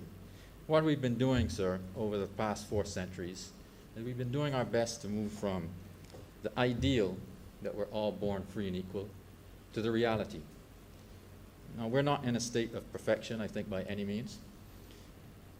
But when we ask why do we want to go to a republic, you cannot ask that question in isolation. You have to look at this journey that we've been on and that we continue to be on. Sir, let me put a question to you. From your perch, and it's sort of a semi-rhetorical question, from your perch, all of us knowing our history, knowing where we've come from, knowing the past in particular, if you had a time machine and you could go back and be dropped upon some arc of our history, you don't know where it would be. Once you found yourself there, what would you change? Let me give you another detail. Let's suppose you're dropped in Barbados society the back end of the 18th century, 1790 something. What would you do? Well, I think the answer depends a lot on what role you found yourself dropped into. Have you arrived as an enfranchised, wealthy, rich, wealthy and rich, the same thing, spiritual, planter or merchant, really at the top of the pole? Or are you slightly lower down, a clergyman? Or perhaps you're a free-colored woman, you're a child, are you a Christian, are you a Jew, are you an unbeliever? Most likely, you'd end up as a slave. And that is the balance of probability. But what would you do, knowing what you know now, to change the society you were dropped into? Well, sir, even if you were at the top of the pole, and you went down to the House of Assembly, and you sat with the other wealthy, rich, wealthy white planters, and you said to them, boys, I had this revelation last night. It occurred to me that all Barbadians are born free and equal. And I think we would do well to change everything, every single statute we've got on the books, change our entire way of thinking and system to make that a reality. You'd be laughed out of the place. That would be a good result, at best. Sir, the chains of the past, whether they're real or metaphorical, is what has meant it's taken so long to get to where we are. We know that now. So let me turn the question slightly different, turn it around a little bit. Now you still got the time machine, but this time you're looking to the future. And it's not you that travels this time. It's your child, or my child, or the child of any one of us in here. They're going to get in this machine, land in the future, you don't know where, and you don't know what their endowments will be. You don't know if it's going to be a boy or a girl. You don't know if they're going to be rich or poor. You don't know if they're Christian, Jew, Muslim. You don't know if they're intelligent. In fact, you know very little. You don't know even who they will fall in love with. What you do know is you want the best for this child because it's yours, it's ours, it's everybody's. So when you start thinking in this way, you realize how important it is to try and set your own personal circumstances that you know so well from the present, including your biases, including the weight you put in the way you run and exercise your own life. Because now you're talking about a situation where you really don't know where this child that you care so much about is going to end up with. So if I then ask the question, what in these circumstances is the country, the society, the republic that you want to see come to pass? You're now looking at it through a different set of eyes. I'd suggest, sir, that this charter, whether you agree with everything in it or not, is a pretty good starting point for envisaging that eventual society that this child will find itself in. Because we're going to want a set of structures that bestows fairness, compassion, equality, and even redresses where inequality exists. Whatever one's starting position, white, black, sexual orientation, what have you. So it's been said here, and it struck me, that at least 3 senators have thought the same thing. We know what the past looks like. We know what the present looks like. But we don't know what the future looks like. I said it earlier, I'll say it again. One guarantee is that it won't look like the present. It won't look like the past. It never has. And I think in those circumstances, the only society that I would like to see my child, our collective child I refer to, grow up in is one where the state, the republic, the constitution is able to mediate harmoniously between the diversity of interests that we already know exists. And this is, this is not fixed. This diversity grows and will grow more. It'll grow in ways that we can't even imagine at the moment. It's a little bit like election results. What goes around comes around. At the moment, you may be in power, you might feel good, but down the road, that will change. And you'll be happy when it does, if your republic is the guarantor, the protector, and the promoter of equal rights for everybody. That it's brought us closer to that reality that we want to see, that all Barbadians are born free and equal in human dignity and right. Now, sir, another thing strikes me in our debate today is it's been relatively abstract and philosophical, and yet this fundamental principle that I think underlies everything we've been talking about also underlies every single policy that we've discussed in our time in this chamber together, and indeed every piece of legislation that's come through here. When we talk about a pipeline carrying water from Vineyard and St. Philip to Beaumiston Station and servicing the 3 northern parishes in this country in a way that they've never previously enjoyed before, we're talking about a problem that's existed for many, many, many years, where now those citizens who have access to that water are being treated freely, as being born free, and of equal right to everybody else. And I'm going to select, of course, things that this government has done, but it's true throughout the ages. When we have fixed the sewage problem, it's also with that fundamental principle and right in mind. When we've made investments in public transport, increased public sector wages, increased old age pension, when we made changes to the tax code.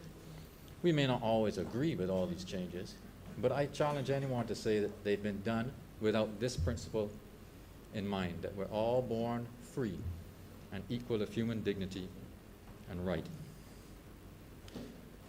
Sir, I'm not really a shouter. I think I actually had to increase the volume just now because I was told I couldn't be heard. But if I was going to shout about something, it's that if we fail to recognize what's driven this country throughout its history is this quest for freedom and equality, we're really doing a disservice to our forefathers and everything they fought for. Forefathers includes foremothers. And I think if we don't, and I've got little fear of this now, I've heard so many senators speak about it, but if we don't continue on that journey and try to persuade everybody who is doubtful, who is fearful, everybody who feels left out, that we're still loyal to this idea of freedom and equality, well, I think we'll be condemned by history, and rightly so, as hypocrites. We must realize, as I said earlier, what goes around comes around. If we cannot have a society that cares for all and sundry, no matter what their position in that society is, the state cannot promote equality. Be faithful to this fundamental principle here. We're on the wrong path. We've never been on the wrong path. Sometimes we might have taken a small wrong turn. But I think everybody's interest since independence certainly has been to fulfill the reality of this ideal. If this charter isn't a good way to start, I don't know what is. We don't have to agree at all. We have to discuss it. But bear in mind, that's what we're aiming at. We're not trying to favor or grant advantage to anyone, just the opposite. We have to make sure that the place we leave for our children down the road honors this principle. Sir, I'm equally surprised in a good way and impressed at the work that's been done by Senator Rogers and his colleagues in producing this. I think many Barbadians who are not inclined to take out full-page ads in the newspaper to complain or to voice their concerns will be pleasantly surprised at the nature of the debate that's gone on. Everybody can be heard. This is a fair and equal society we're trying to build. And I commend it to the House. I thank you, sir. Thank you, Senator Adams. Is on Senator Greenwich. Thank you, Mr. President. I rise and at the same time, sir, I look at my watch because I will endeavor to make sure that my speech does not go over 5 minutes. Mr. President, this 2021 charter sets out the vision for who we want to be as Barbadians. As I went through the charter, sir, I said to myself, this charter seems to be sending us a message. And the charter seems to be saying, I may be words, but I am not just a matter of words. It is not just about rattling off words. This is about how we actually live our lives today and tomorrow. And therefore, sir, I see this charter as being performance-driven. Not only about what you say, but more importantly, about what you do as a Barbadian. In a way, sir, this charter is a challenge to Barbadians to do that which is right.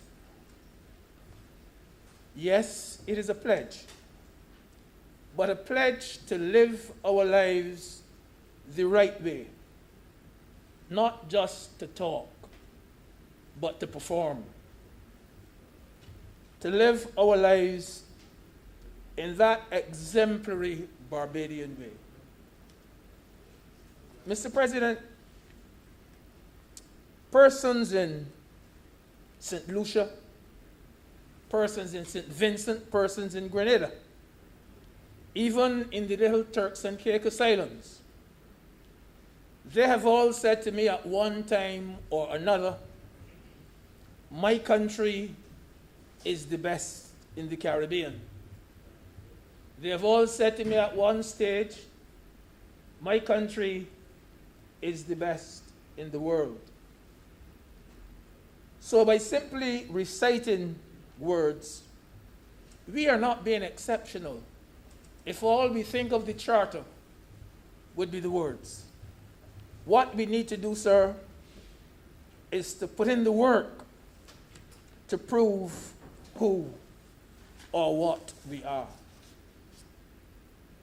I do believe, sir, that sometimes the best testimonial we can get for ourselves come from those who visit us.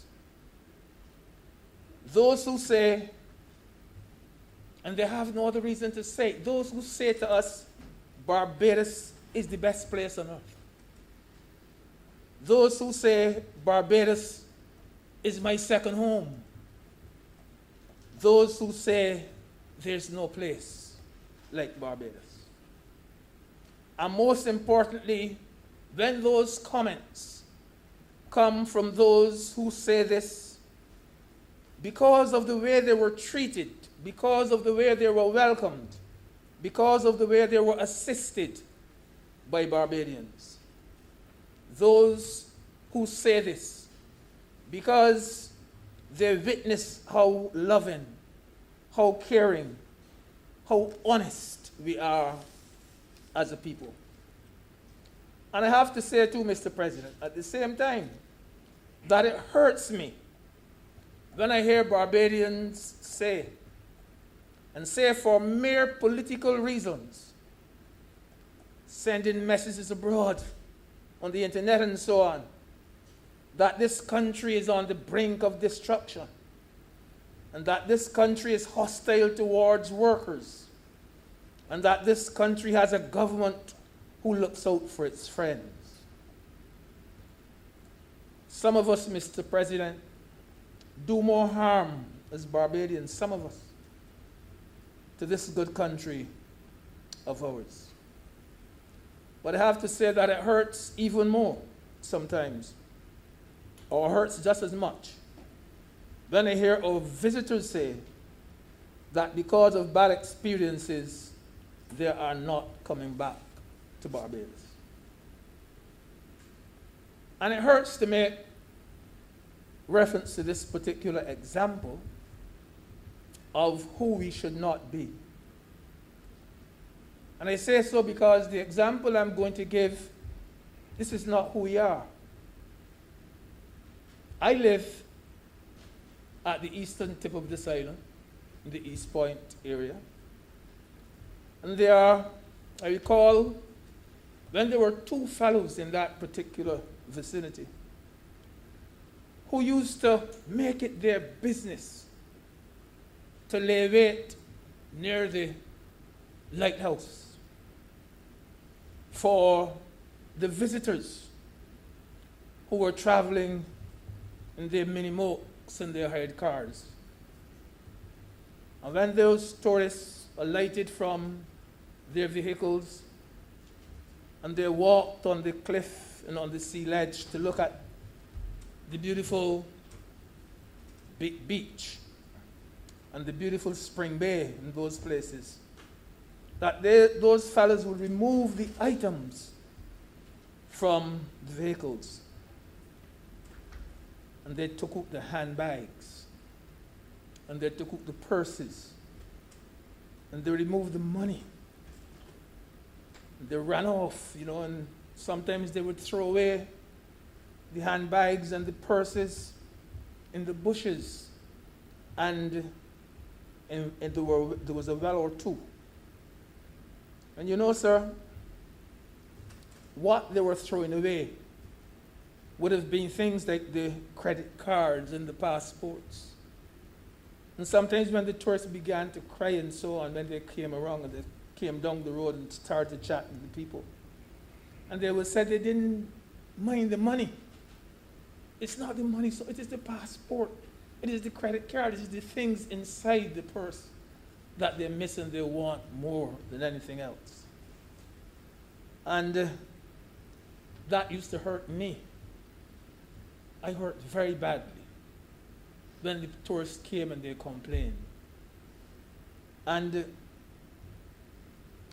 I would hope that as from today, that kind of criminal activity be put behind us when it comes to the way in which we welcome and treat visitors to this country. Mr. President, I would like us to live our lives in a way that fellow Barbadians and visitors alike will be in unison when they say, we live in a country where you can walk the streets without fear, a country in which you can feel safe, a country where there's very little crime. I would love to hear them say, sir, that this is a country where there is no discrimination because of the color of your skin, no discrimination because of class or because of religion, a country where there's no gender discrimination, a country where there's no discrimination because of sexual orientation. And as Senator Rogers said, a country where all are welcome. Remember, sir, we must not only talk about recognizing the rights of minorities, we must recognize them, not just the talk. It is performance driven. We must recognize them. In the Charter, we have vowed, Mr. President, to embrace all persons, and we must, in our living, do just that. Mr. President, during the pandemic, I recall that Trinidadians were turned away from Trinidad and Tobago. Mr. President, do you remember who took them in? Mr. President, I remember cruise ships. Some of them had no place to anchor. Mr. President, do you remember who took them in? This was performance driven. And Mr. President, we were praised for our deeds. And to our credit, ship captains held us up to the world as a responsible people of exceptional character. And as I close, Mr. President, my 5 minutes are up. Let us, by our living, continue to bring credit to this nation, not only here, but wherever we may go. I'm thankful to you, sir. Thank you very much, Senator Greenwich. Senator Nurse.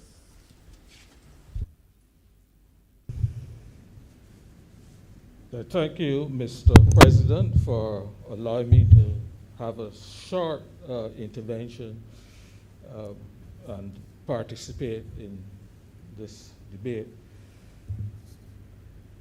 I must first confess, sir, that I, and as it turns out, mistakenly, probably thought that this charter would have at some point form the basis for the preamble, if not the entire charter as it is written.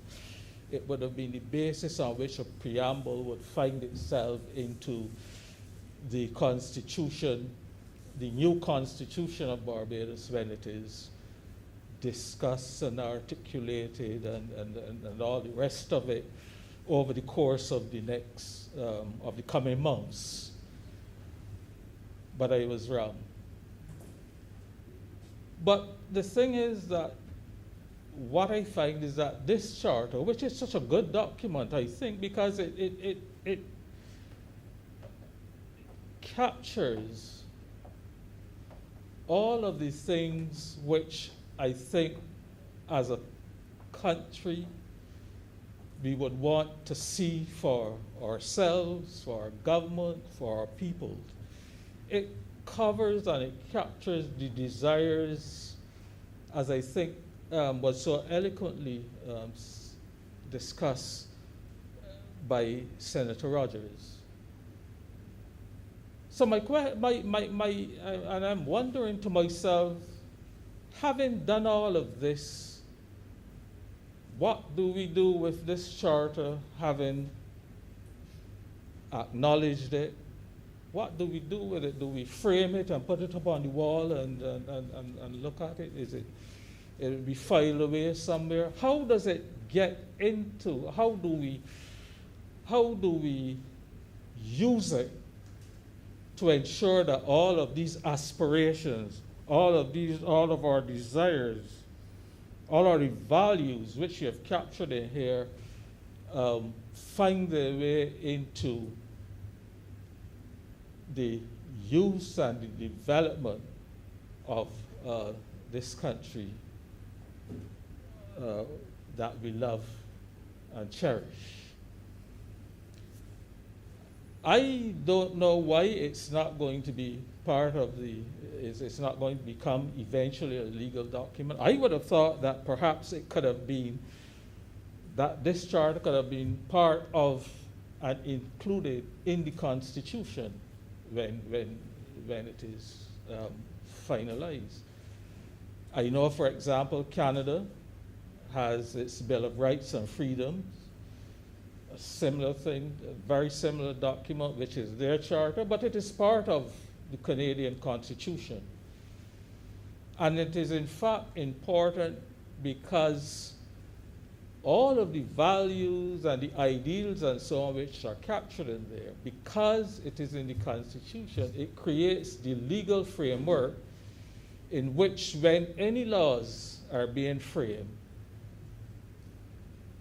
you then have to make sure that such laws are consistent with the Bill of Rights, and they don't violate any of those rights and freedoms which have been effectively enshrined into the Constitution.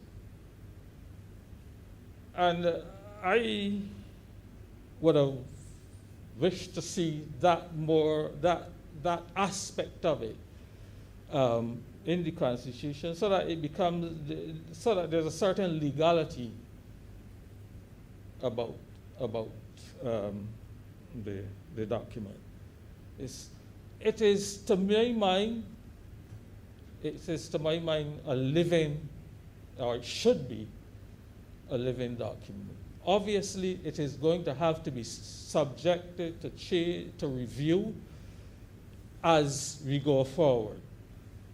As we know, the world changes, certain values evolve, as Senator Rogers in his discourse, for example, gave us a very long discourse, beautiful, about sexual orientation, and he went into that in some detail. But the point I'm making is that over time, as precepts, as concepts, as values, as aspirations change and evolve with our young people, we will have to review, I would have thought, this document and bring it up to the modern times that exist in the future. And this is why I suppose there may be some difficulties with the use of Creator, the use of God, which would have been enshrined into the Constitution at different periods. But I believe that area of discussion is too high for me, and I will not venture there. I leave that for the more for those who are more competent in that area. Mr. President, as I read through the charter, there were just a few little things that I thought about, and one of them in particular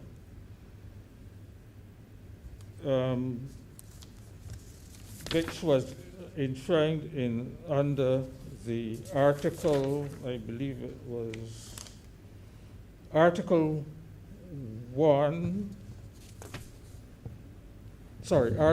2, which speaks to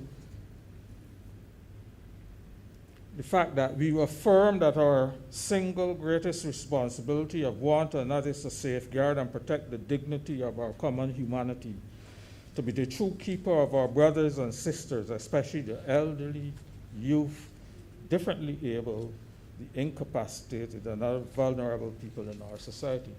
And I just wanted to spend a brief moment there, Mr. President, because I think that a little more meat could have been expressed in terms of how we treat to the differently able. And I was glad to hear Senator Rogers say that it is in his going around, and he did meet with the people, the differently able community. But it does not, to my mind, sufficiently capture what we need to see for the aspirations, as our aspirations for that part of our community. And I do not think that they should be left out, but they must be brought along with us. They must be brought along, and we need to be able to provide the framework and that is necessary to see that group of our community develop and have this, and be able to realize and actualize the same aspirations and so on of all other people. For example, we've had a few who have been able to make it through. Mr. President, you will recall, of course, that a former president of the Senate was actually visually impaired person. And there were one or two others who have made it and who are making it. But I think that in this charter we could have been given a more stronger, something which seems to me to be a more stronger commitment to that part of our community. Proper access to schools. Up to this day, there are very few schools that are friendly for differently able people. A few have made it through, but it needs to be an area where, as we move forward, we see to it that we are providing or even giving them, where necessary, more than others in order to see that they realize their true potential also. The other area that I just wanted to touch on briefly as well is the area of youth. Again, mentioned briefly, in the document. But I think that if we accept that Barbados' future rests with its youth, and that their commitments and contributions are going to be necessary in order to take this country forward in the future, then I think we could have been much stronger in this charter about how we are going to treat to the youth. It seems to me we need to be investing and promoting youth development, through the creation of the necessary opportunities for employment, for entrepreneurship, etc. After they've gone through school for a number of years, they've gone through university, and they come out, and then they're unable to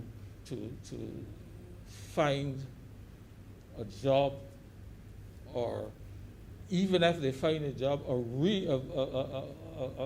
a job which is commensurate with the education that they have received.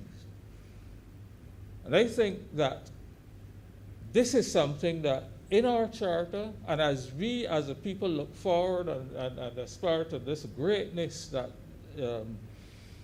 we wish to see in Barbados, that we must make sure that our youth are properly taken care of.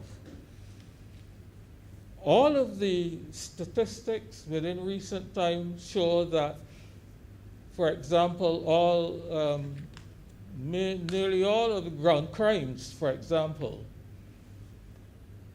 have been committed by our young people.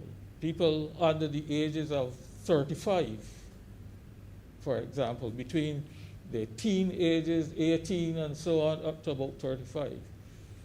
We have come to the situation where and I'm sure that we have heard this, that this is almost a lost generation. We are losing too many of our youth to all of the various gun crimes, to illegal drugs, to all of the other issues. And I think that is an area that should really be strongly emphasized in our charter, and we make sure that whatever government needs to do and to provide for our youth is put in place, so that we do not lose this generation, which is so integral and so important to our continued development. Mr. President,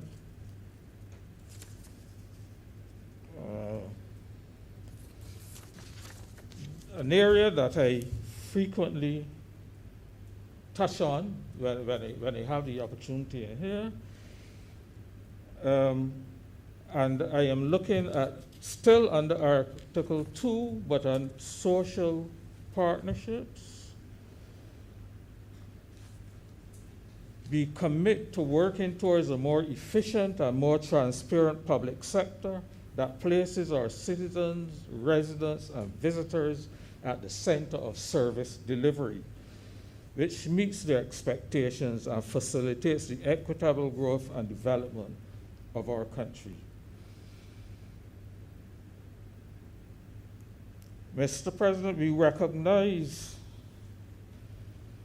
I would say that I would like to see us recognizing the importance of information and communications technologies as a fundamental instrument of development.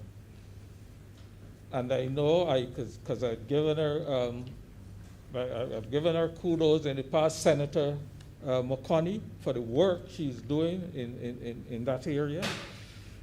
And I would wish to see that development continue, and that to be, as I said, a serious part of our aspirations as we go forward in the future. And it must not only be in government, but it must be in the private sector as well. And in the education, in the area of education, and the promotion of learning by these new technologies. And I would like to see much more. It really has been forced on us in some way because of the advent of COVID over the last few years, where we recognize that we have to be more efficient and to use the technologies available in order to continue to compete and to keep up and to continue to provide the services at a level that is acceptable to our people and to our visitors. Another area that I would have liked to see some mention of, Mr. President, in the document is the question of our legal systems. I think we have to, we all accept, or most of us would accept, that the systems, the legal systems have to be fixed. We have recognized over the past few years the admonishments that we have been given from our highest courts, the CCJ, within recent times, because of our tardiness in delivering justice. And I would like to think, Mr. President, that as part of this charter and as part of it go forward, we must be aspiring, and it must be one of the areas in which we recognize that we have to quickly bring up to date to deliver justice not only swiftly and in a reasonable time frame. I was appalled recently, fairly recently, Mr. President, to discover a case which was in the daily press, of a convict who had been sentenced to stay at the psychiatric hospital. And this is over, I think it was over 10 years, and nobody remembered him. He was completely forgotten. There's no records in the courts or the registry. There's no records in the prosecutor's office. There's no records at the psychiatric hospital about this individual. In fact, I think there were 2 individuals that were mentioned. But this cannot be in the Barbados that we envision and that we are generating this charter, that we've generated this charter, and we see this vision, and we see our hopes and aspirations, and yet this is the level of justice that exists currently, and we have got to do better. And I think that it would have been good if that aspect were to have been captured in this charter, because, as I said, I think this is an area especially that needs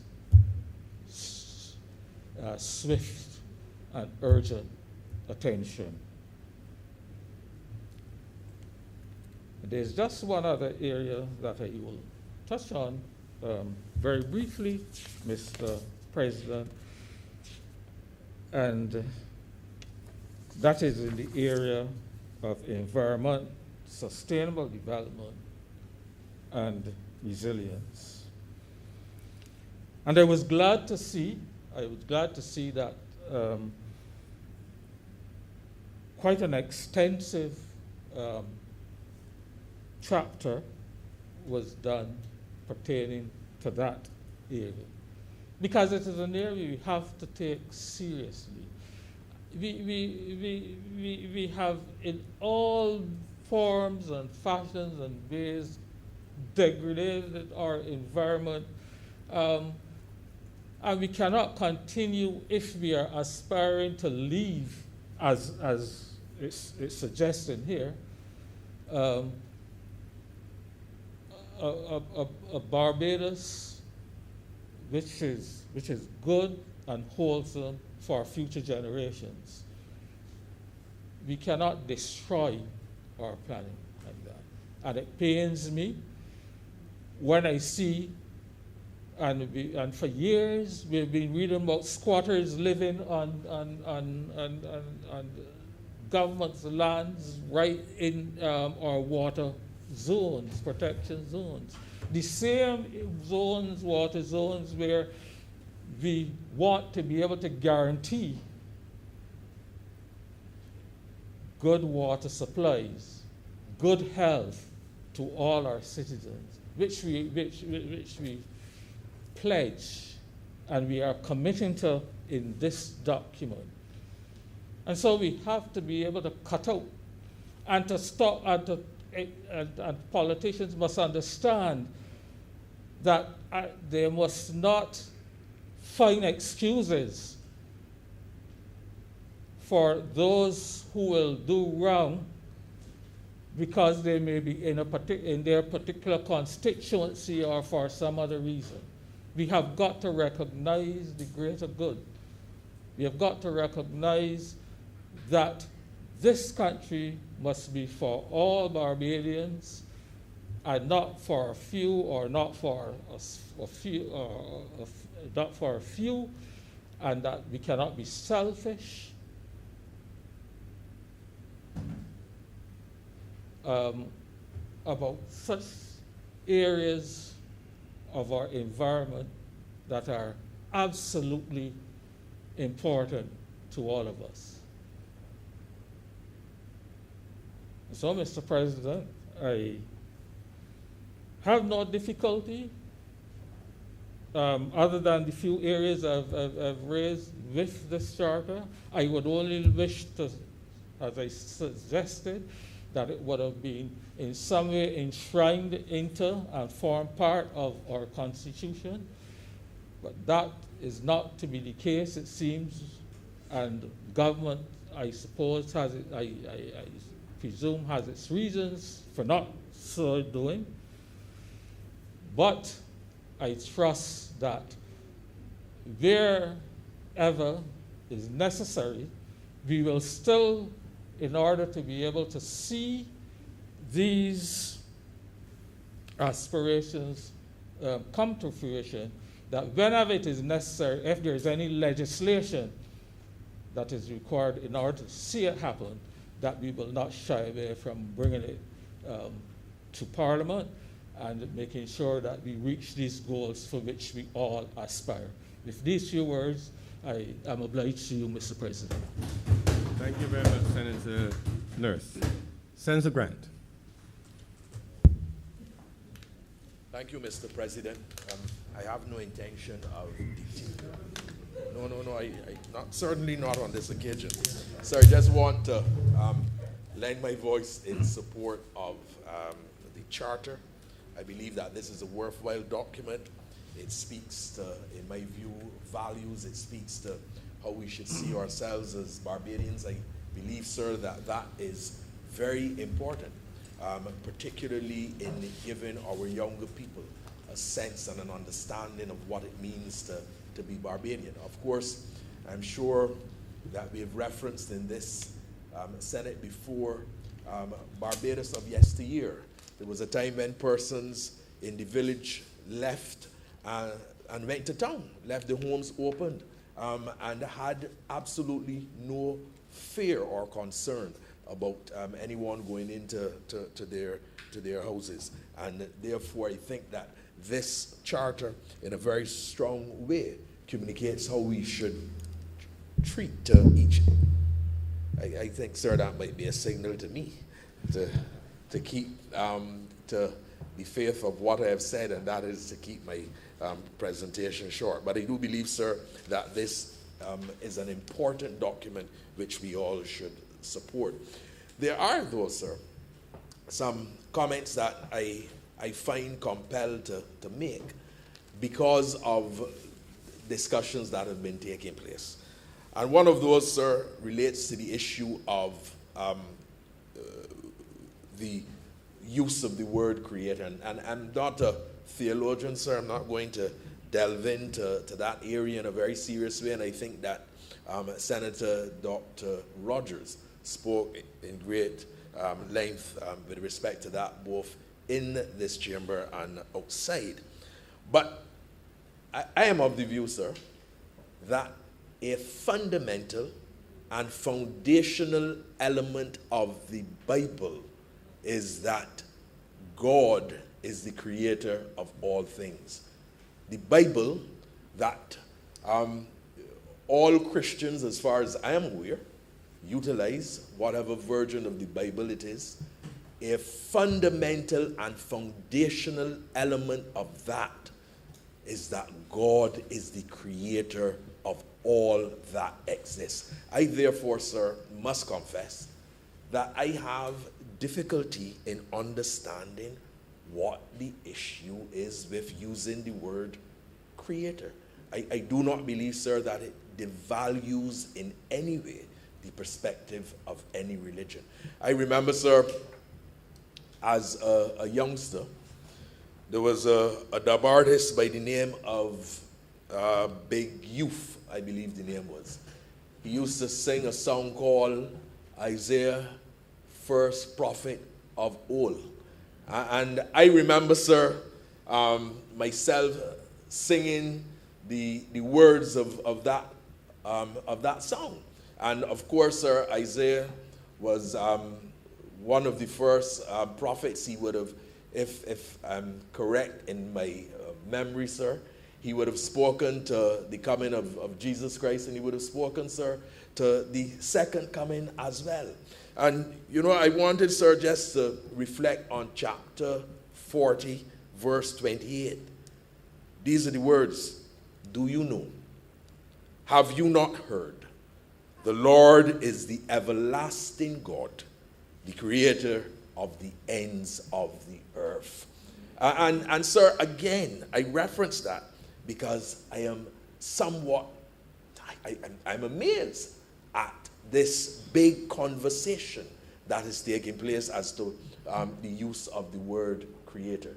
And sirs, it is my view, whether you use the term, if your religion, Yahweh or Allah, God, or you use Senator Rogers, the grand geometrician, or the great architect of the universe. What all of that, though, represents is that there is a supreme being that has created everything. And I think that that is fundamental to all religions. And I have to say, sir, that I have absolutely no issue with the use of the word creator.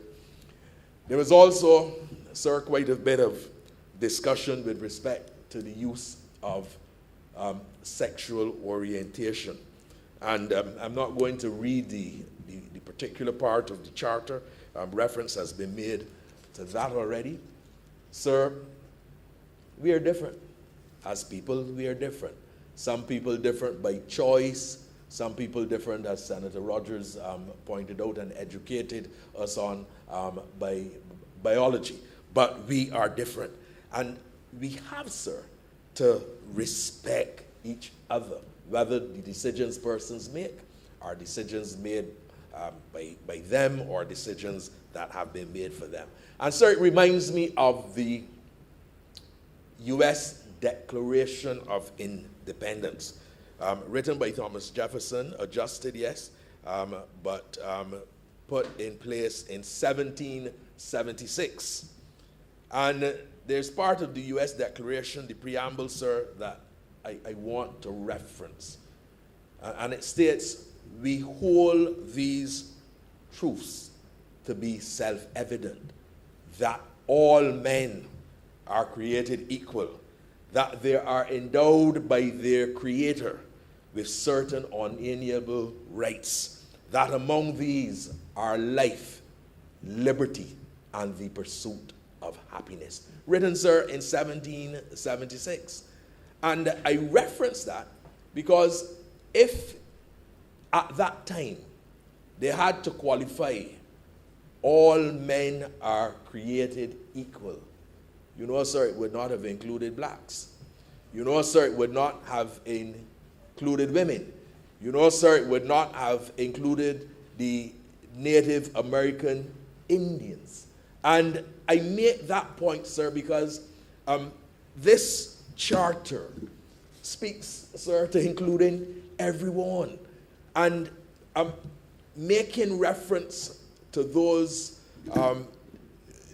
where you are not interested in their sexual orientation simply signals that whomever the persons are, that they can and should be able to participate. I would want to think, sir, that the church of today, whatever the denomination, would welcome all types of persons into the church. I believe, sir, that Jesus would have said, and Senator Rogers could help me, "I come not to save the righteous, but sinners."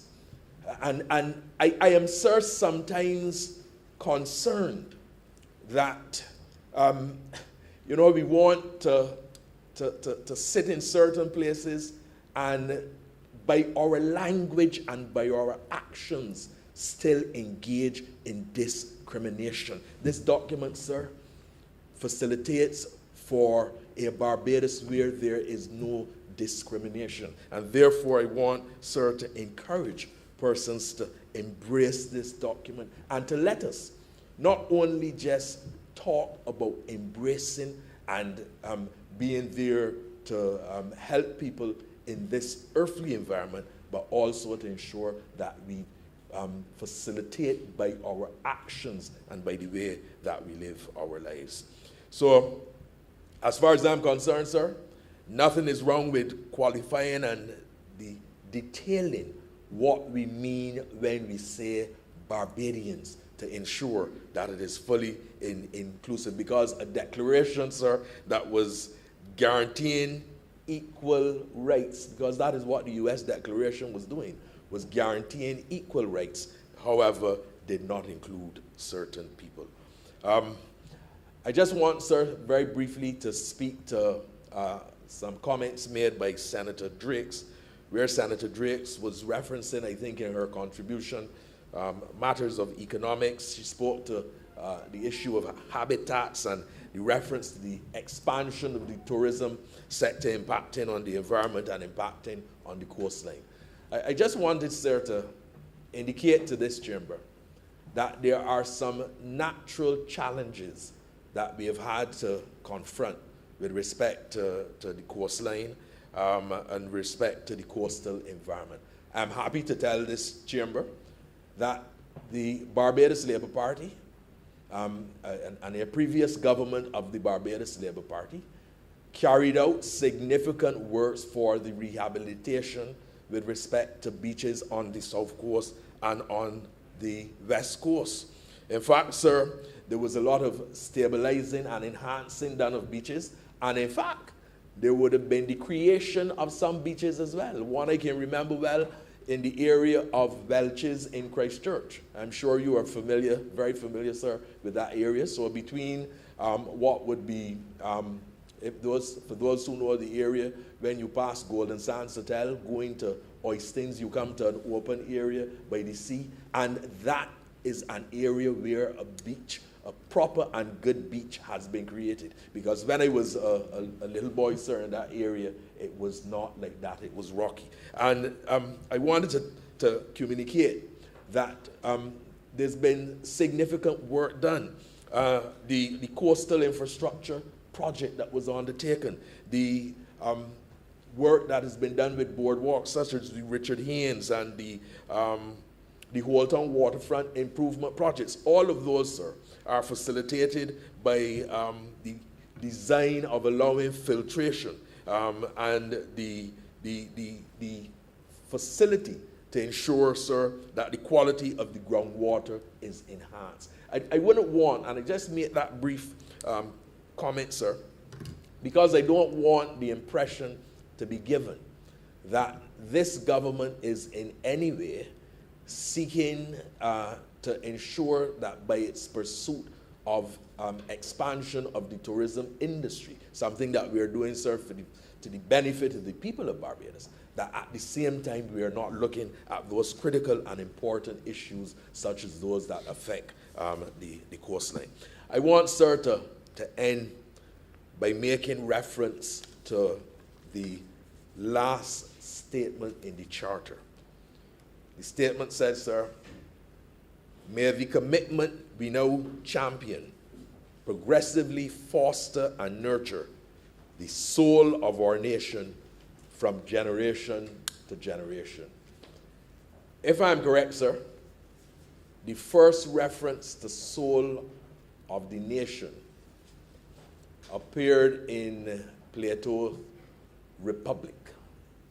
In fact, in that document, Plato made a comparison between the soul of the nation and the soul of individual citizens. In that document, sir, he would have made reference to the fact that society should be pursuing certain objectives, and that those objectives should involve the collaboration and a joint venture of the people to ensure that there's an improvement in the state of being of people. And I think, sir, that this document properly seeks to do that. And as we look at the various parts, we have to ensure that the soul of the nation is in concert with the soul of the individuals. And I want, sir, before I close, to say thank you to the co-chairpersons of the committee and the significant work that you have done. I believe, sir, that it is important for us. I believe, sir, it is important for us. Whether, you know what Martin Luther King said,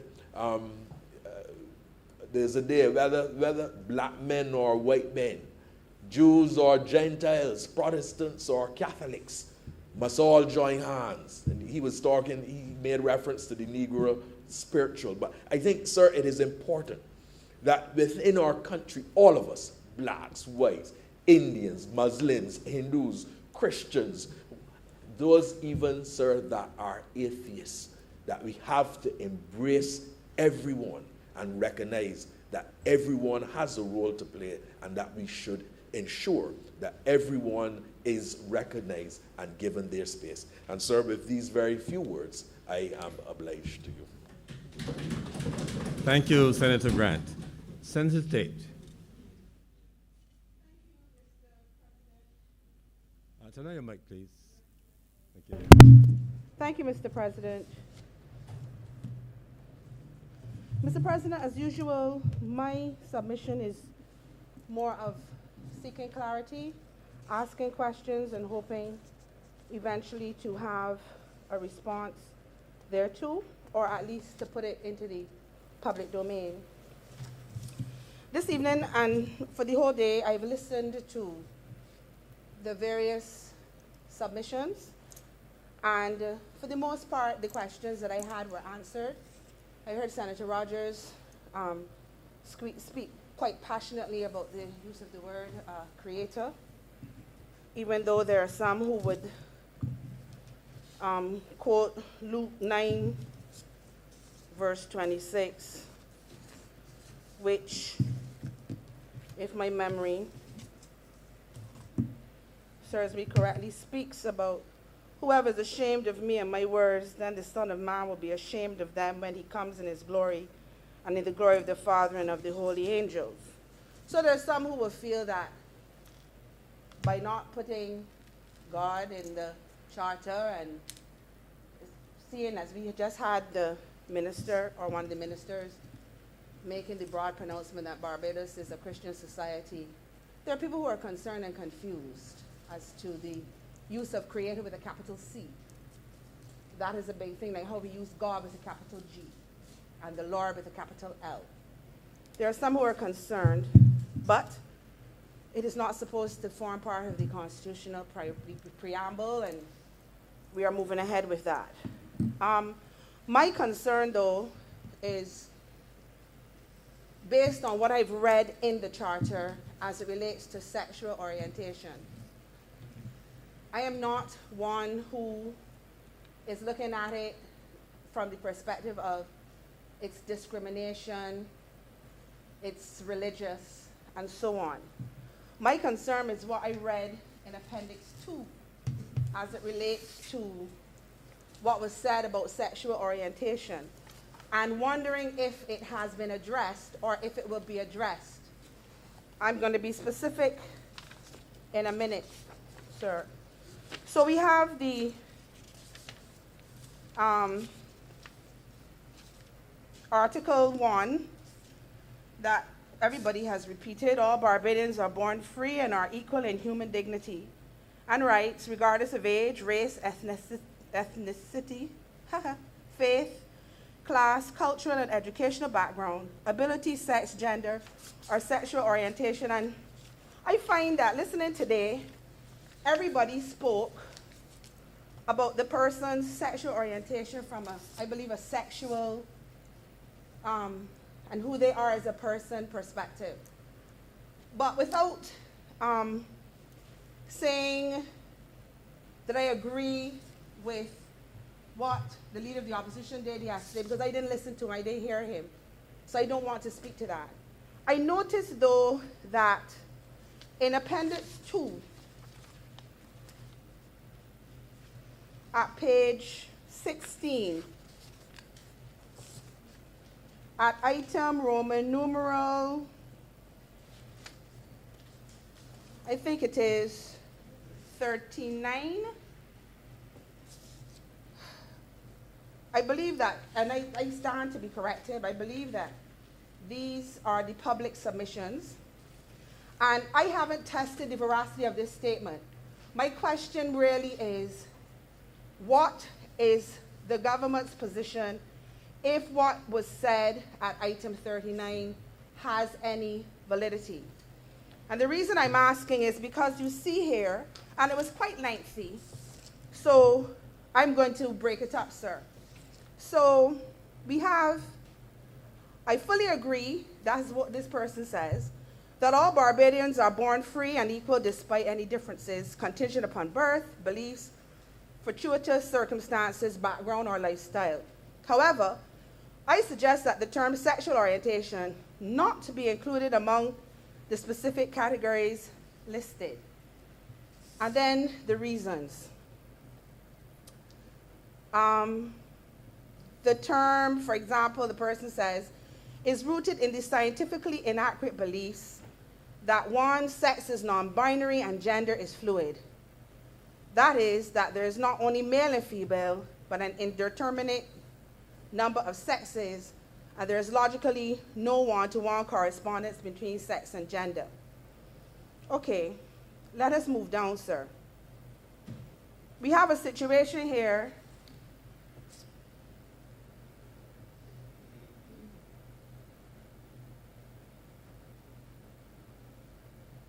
he says, or she says, the term is loosely defined and ever evolving. I'm sorry, I've come near to the bottom of it. The World Health Organization identifies 3 elements of sexual orientation: sexual attraction, sexual behavior, and sexual identity. In some countries, Acceptance of the term has paved the way for legal incest. According to a 2018 article written by James Cox and published in the Scottish Sun, consensual incest is fully legal in Spain, Russia, and is not strictly prohibited under Portuguese law. There is no law prohibiting consenting relatives from having sex in France, Belgium, and Luxembourg. In Italy, incest is illegal only if it provokes public scandal, when it can suddenly become punishable from 2 to 8 years in jail. The fluid concept of sexual orientation can logically be extended to include pedophilia.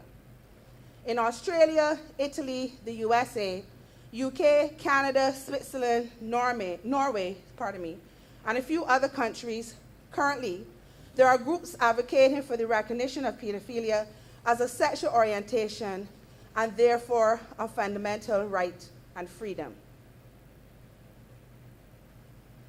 The inclusion of the term sexual orientation, this is another comment, in the Charter is prejudicial to that sector of society that subscribes to the sanctity of marriage and to those of us who see the concept as fodder for the deconstruction of marriage and the family and the risky reconstruction of both. So, sir, my question is, as we seek to include it in the Charter,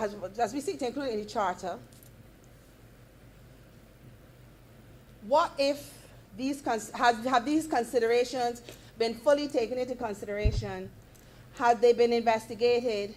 And are we being wise to include it when words like incest and pedophilia are associated with the terminology sexual orientation? Because I would hate to be saying yes in this august chamber to the inclusion of a phrase, a term, that could possibly allow for the inclusion of the types of persons that I would be very surprised if anyone in this chamber was willing to include when they were thinking of the values of the country and the rights and privileges of our people, when what they're engaging in, as far as I know, is illegal. That is my concern about the inclusion of one of the phrases that has been trending in the discussion of this charter. And for that, I would wish, if not answered today, I don't reasonably expect anyone here to have that answer necessarily, but I would wish that in the future, as we forge ahead, hopefully sooner rather than later, of lining up what is to happen next week with what is to happen in the country, that is looked at in a serious way so that we do know if we are doing the right thing, if we've considered it sufficiently, and all is well, before we start looking at it from one perspective only, which is the whole issue of discrimination and religious rights and all of that, and not look at what it could mean for those persons who are looking for loopholes to do harm to our people, particularly our children. Apart from that question, sir, I just want to say one last thing that has come to me arising out of this debate, and it is this. As we proceed forward to new horizons with this charter, and we go to republic, because we're mature and we're 55, and we've been talking about it for a long time, and we are ready, and we're all of those things. I hope and I expect that this trend that I see seeping through debates, where if one does not agree with the position of government, or one dares to ask a question, or one dares to have a varying view or a further view, that you do not see this vilification and this attack and this derisory talk coming from those who are presenting on behalf of the government.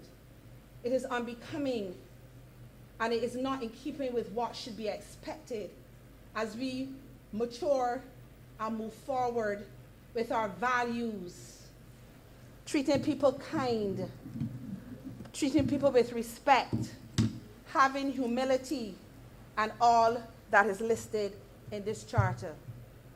Thank you, Mr. President. Much obliged to you. Thank you. Any further speakers? Okay, Senator Cummins, please wrap up. Thank you very much, Mr. President. And I would wish to thank all of the honorable speakers who have spoken on this topic.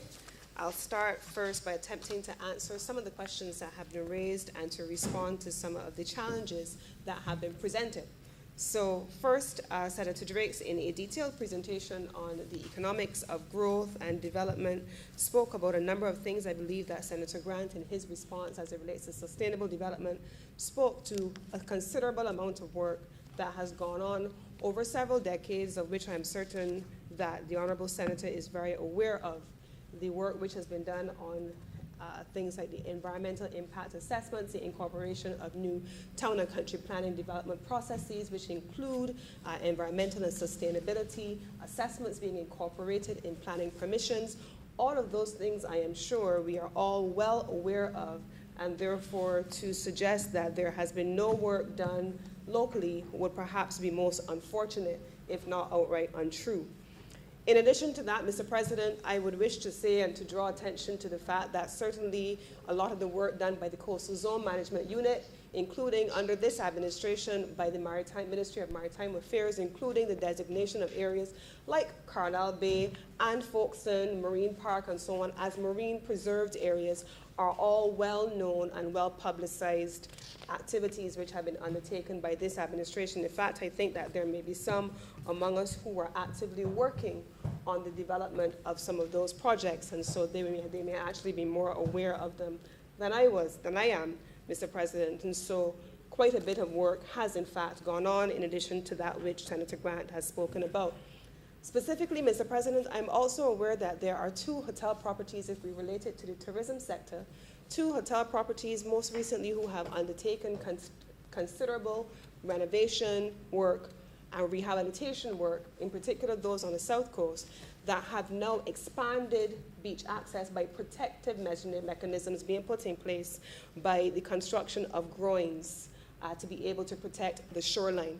That was done in collaboration with established international partners who have studied coastlines globally and done a considerable amount of work here in Barbados and in the region. And I would also, much like Senator Grant, not want the misrepresentation to go out there that Barbados speaks globally on issues that it has not treated to locally. That is categorically untrue. And I would wish to ensure that I correct it from the record. Now, Mr. President, I am not certain that there is anything that can be said about Senator Rogers' presentation. It was a stellar presentation. I thoroughly enjoyed his detailed assessment of why some of the concepts that are included in the charter are there, the process by which they have been derived, the way in which they engaged, the consultations in which they undertook. And though I know that everyone did not and may not have participated, there was an opportunity provided for everyone to so do. And I did hear the comment being made at some point that there was a problem with the process. But Mr. President, I think Senator Rogers and the members of the committee did their utmost by way of publicizing these events, inviting persons to participate, having closed door sessions, and still being in a position to say, what would you wish to submit, even if you are not able to come and physically present. And it is on that basis that we now have the appendices in great detail to which Senator Tate has just spoken about. I wish also to recognize the contribution of Senator Boyce. Senator Boyce, when you spoke about the Charter of Barbados in 2021 versus the Charter of 1662 and the Constitution that came in the midst of those 2 things, and therefore how this positions this current charter, I liked when he said what he said and how he said it, because, Mr. President, I think that he usually brings a certain legal mind to processes like this. And he went into great detail about why this was important, and most importantly, what it was not, which is that it is not a legally binding document. Senator Springer, Senator Adams on our side, of course, contributed in detail to the substantive discussion of the actual charter itself and what was contained therein. Now, I want to also just speak to two examples that were raised. I believe it was by Senator Nurse. He asked about why not the force of law. I think we have gone into that in great detail, but I also want to give an example of another similar charter that exists that inscribes the values of our people. The Charter of Civil Society of the CARICOM community is an example of a document that has no enforceability. It does not have any status in law, but it does capture the values and the principles of us, the Caribbean people, we, the Caribbean people, and it is another example, Mr. President, of that enshrinement of the values of which we spoke. And they're not convenient when speaking of other people and not to ourselves, but this is reflective, Mr. President, of what we would want to see. Now, Senator Nurse, I would wish to draw your attention to the document, the charter itself, because there were two elements that you said you were regretful that they were not included in the document, but I know it's lengthy. I know that sometimes it's easy not to see everything that is in there, but under equitable development, Mr. President, I would wish through you to draw Senator Nurse's attention to paragraph 5, where it speaks about, we pledge to make the best use of opportunities for our further education, both formal and informal. We shall encourage industry, a spirit of innovation, entrepreneurial endeavor, sporting excellence, artistic creativity, media literacy, critical thinking, responsible use of technology, plurilingualism, and so on and so on. So there is the reference to technology, and then right below it, it speaks to, we commit to building a progressive and cohesive society through the empowerment and full engagement of our youth and communities in the pursuit of personal excellence and the social and economic development of Barbados. So I wanted to give you the assurance that the elements of which you spoke, they are very much incorporated in the charter because they are part of who we are. Now, I'm not legal at all, and so I would not be in a position to begin to answer the question raised by Senator Tate. I have noted it, however, at the document, but what I would say in my non-legal way is that in Barbados, and if I were to draw on the debate yesterday in the other place, and the responses made by other members of the government side in the other place to that which was spoken about by the Honorable Leader of the Opposition, pedophilia and incest are still, under our laws, to the best of my understanding, illegal in Barbados. And so the question of consent is central to what is incorporated so far. Adults, me, you, someone else, but children are not incorporated among those who can give consent. And so I will leave, however, the answer to that question in a substantive way to the legal minds, who I'm sure will come back at some point, hopefully in the near future, with an appropriate and more detailed response. But Mr. President, I want to close today's discussion on this charter on the following note. We've had a long road as a people and as a nation. There are so many things about us as a people that we would wish were not so. There are so many things that we would want to change. There's so many things that we still need to change.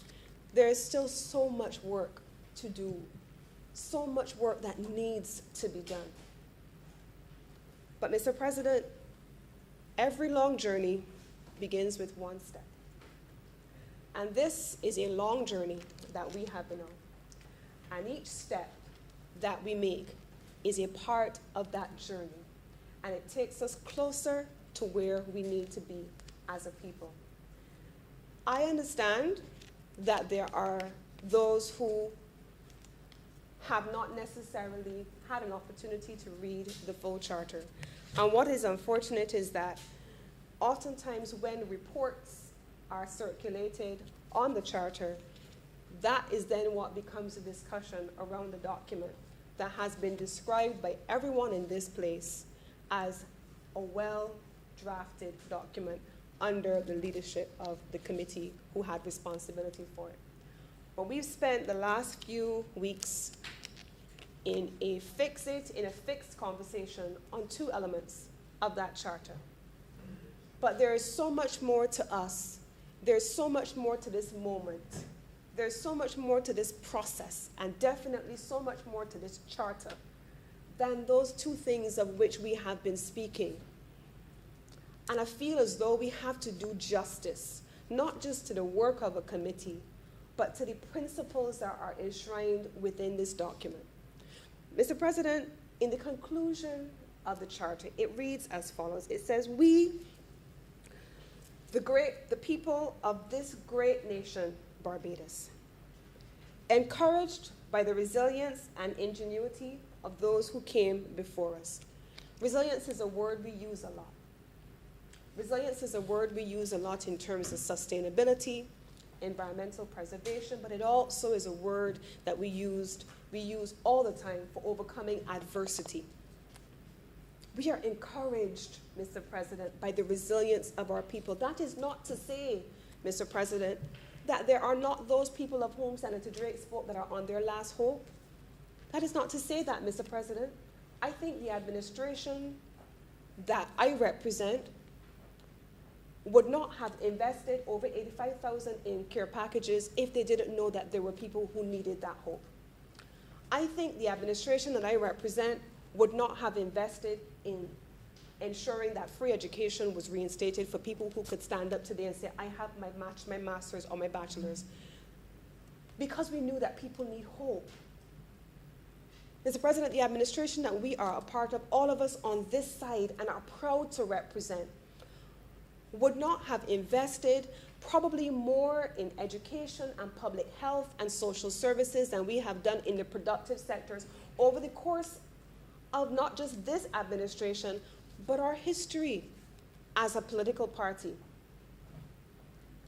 If we don't believe in giving people hope, and if we didn't believe in giving people hope, Mr. President, we would not have done any of those things.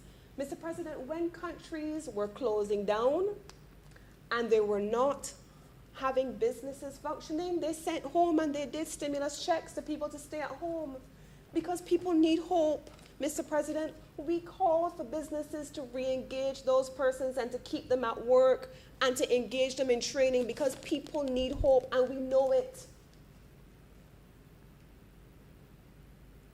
Mr. President, I don't know if many people have seen it, but yes, there are those who are still waiting as a result of what has happened in the last 2 years for their severance checks. But the vast majority have received them, Mr. President. Do we not see that too? Or do we only call attention to that which is negative? But I'll say it this way as well, Mr. President. If it is that one person or those two persons or those hundreds of people or thousands of people of the majority who have not received their benefits are worthy of attention, we agree. And you know why we agree, Mr. President? Because we are the government that believes that if one person, as Senator Rogers said, is facing discrimination, that person is worthy of being protected under the law.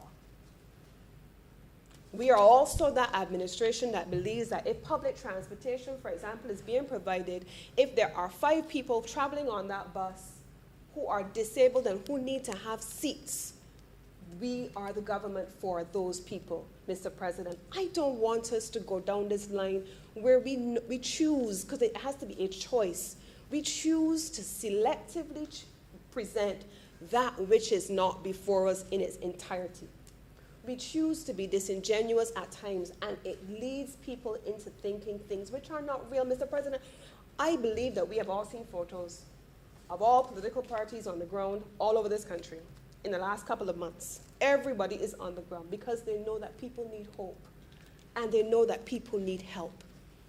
We would not have given supermarket vouchers for people to buy food for their families We would not have been announcing, as the Prime Minister has, about purchasing for businesses uniforms because they are hurting, because we don't know that people need hope. Mr. President, we live in this country and we don't just hear, we live it too, we feel it too. And so this charter, Mr. President, it tells us that despite all that we have gone through, despite the moments where we feel as though all is wrong, there is still hope because we are a resilient people. And we are in a government that cares about people and has put our money where our mouth is. And the records will reflect that without ambiguity, Mr. President. We go on to say we stand on the threshold of a bright future. And we boldly embrace and solemnly affirm the aspirations contained in the Charter of Barbados. May the hope it engenders permeate the length and breadth of this nation and distinguish it as a land of equal opportunity and enfranchisement, fairness and social justice, peace and security, and solidarity and cooperation. None of them perfect, Mr. President, but all aspirational, all works in progress. May the commitment we now champion, this government now champions, I, on behalf of this government this evening, now champion, progressively foster and nurture the soul of our nation from generation to generation. And with these words, Mr. President, I beg to move that this resolution do now pass. Thank you, Senator Cummins. The question is that this resolution do now pass. Those honourable senators in favour, please say aye. Those against, please say no. I think the ayes have it. This resolution is therefore now passed. Senator McConney. Mr. President, that brings us to the end of government's business for today's sit-in, and I beg to move that this sit-in now be adjourned. Sign it. The question is that the Senate be now adjourned. Sign it. Those Mr. honourable President, senators. before I think you're allowed to rise at this time. Sure. I think, Senator sir, it will be Boyce. remiss of us if we recognize what is supposed to happen in a few days, that we don't make some form of farewell or declaratory statement. It will be the last sitting of the Senate as an independent country, and if we are brought back, we will be then sitting as a republic. So I would allow someone from the government side to take us forward, sir. Or yourself, Mr. President, if you will accede to the invitation.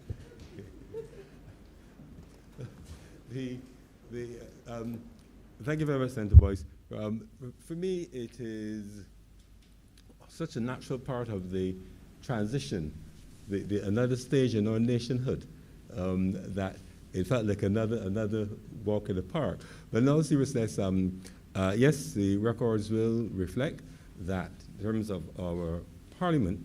You know that our parliament is constituted as the head of state, currently Her Majesty the Queen, the President and members of the Senate, Speaker and members of the House of Assembly.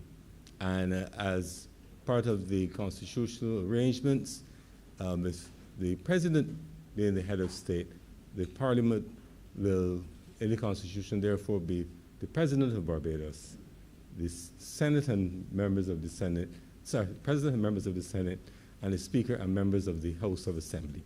So after, from 1639, continuous sitting of our Parliament with the previous configuration, then we will move to the new configuration, quite similar, but notably different, that our head of the head of state will be a Barbadian, born and bred, as we say.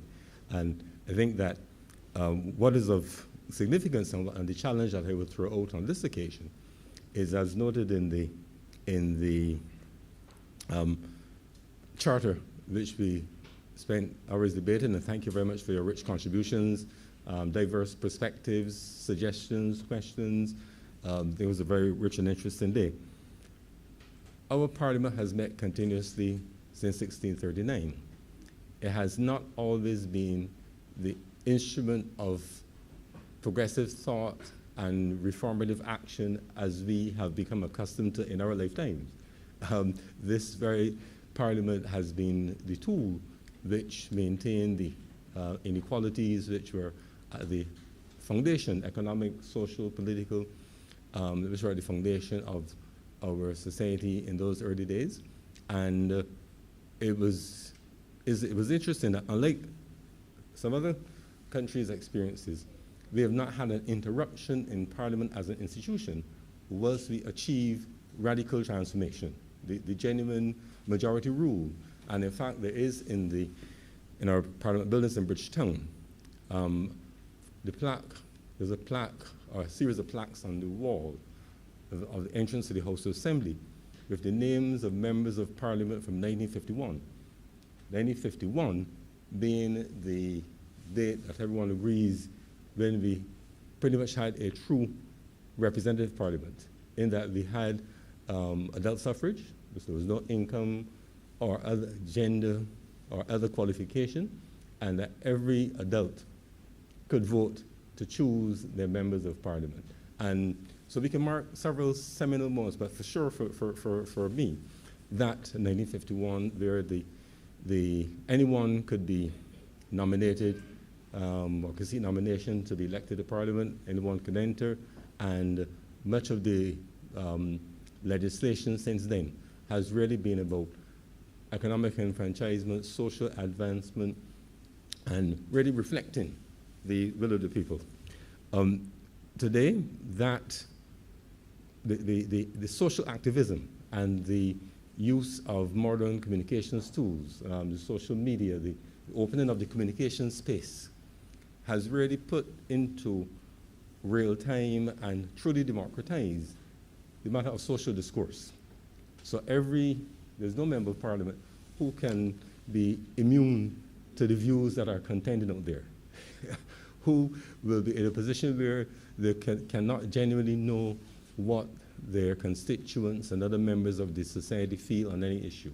So the challenge really is that as we continue in the pro-tradition of this Parliament, especially post-1951, that we recognize our role as reformers.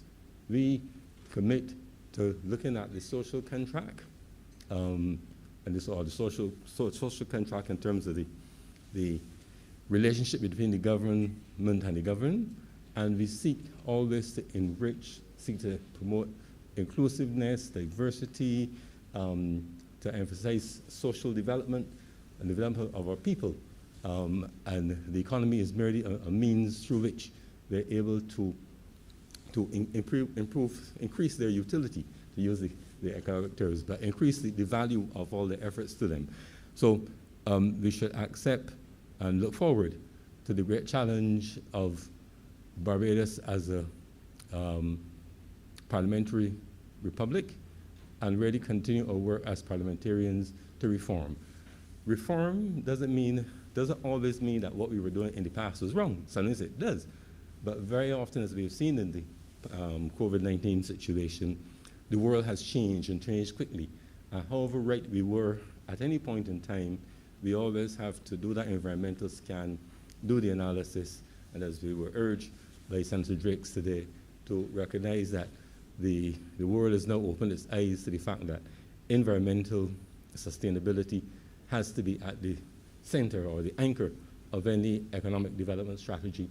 And so concepts like that, sustainability, are all part of the modern thinking. So we really do have to ensure that we continue to be a reformist parliament, and that we not only respond to the cries or the will of our people, but we also look forward and set necessary structures, rules, regulations in place to enable everyone to be much better off, to build a better society, to improve the happiness of our people, and to advance this country, Barbados. I'm thankful, like you, for the honor and opportunity to have served in this Parliament under present legal arrangements. I look forward, and we all look forward, speaking on your behalf, to continue our work next week and beyond under new and different arrangements. So I look forward to seeing many of you over the next few days as we engage in the formalities, celebrations, and whatever else are necessary as part of the celebration of our independence, 55th anniversary, and the commencement of our future as a republic rather than a constitutional monarchy. Thank you very much, Senators.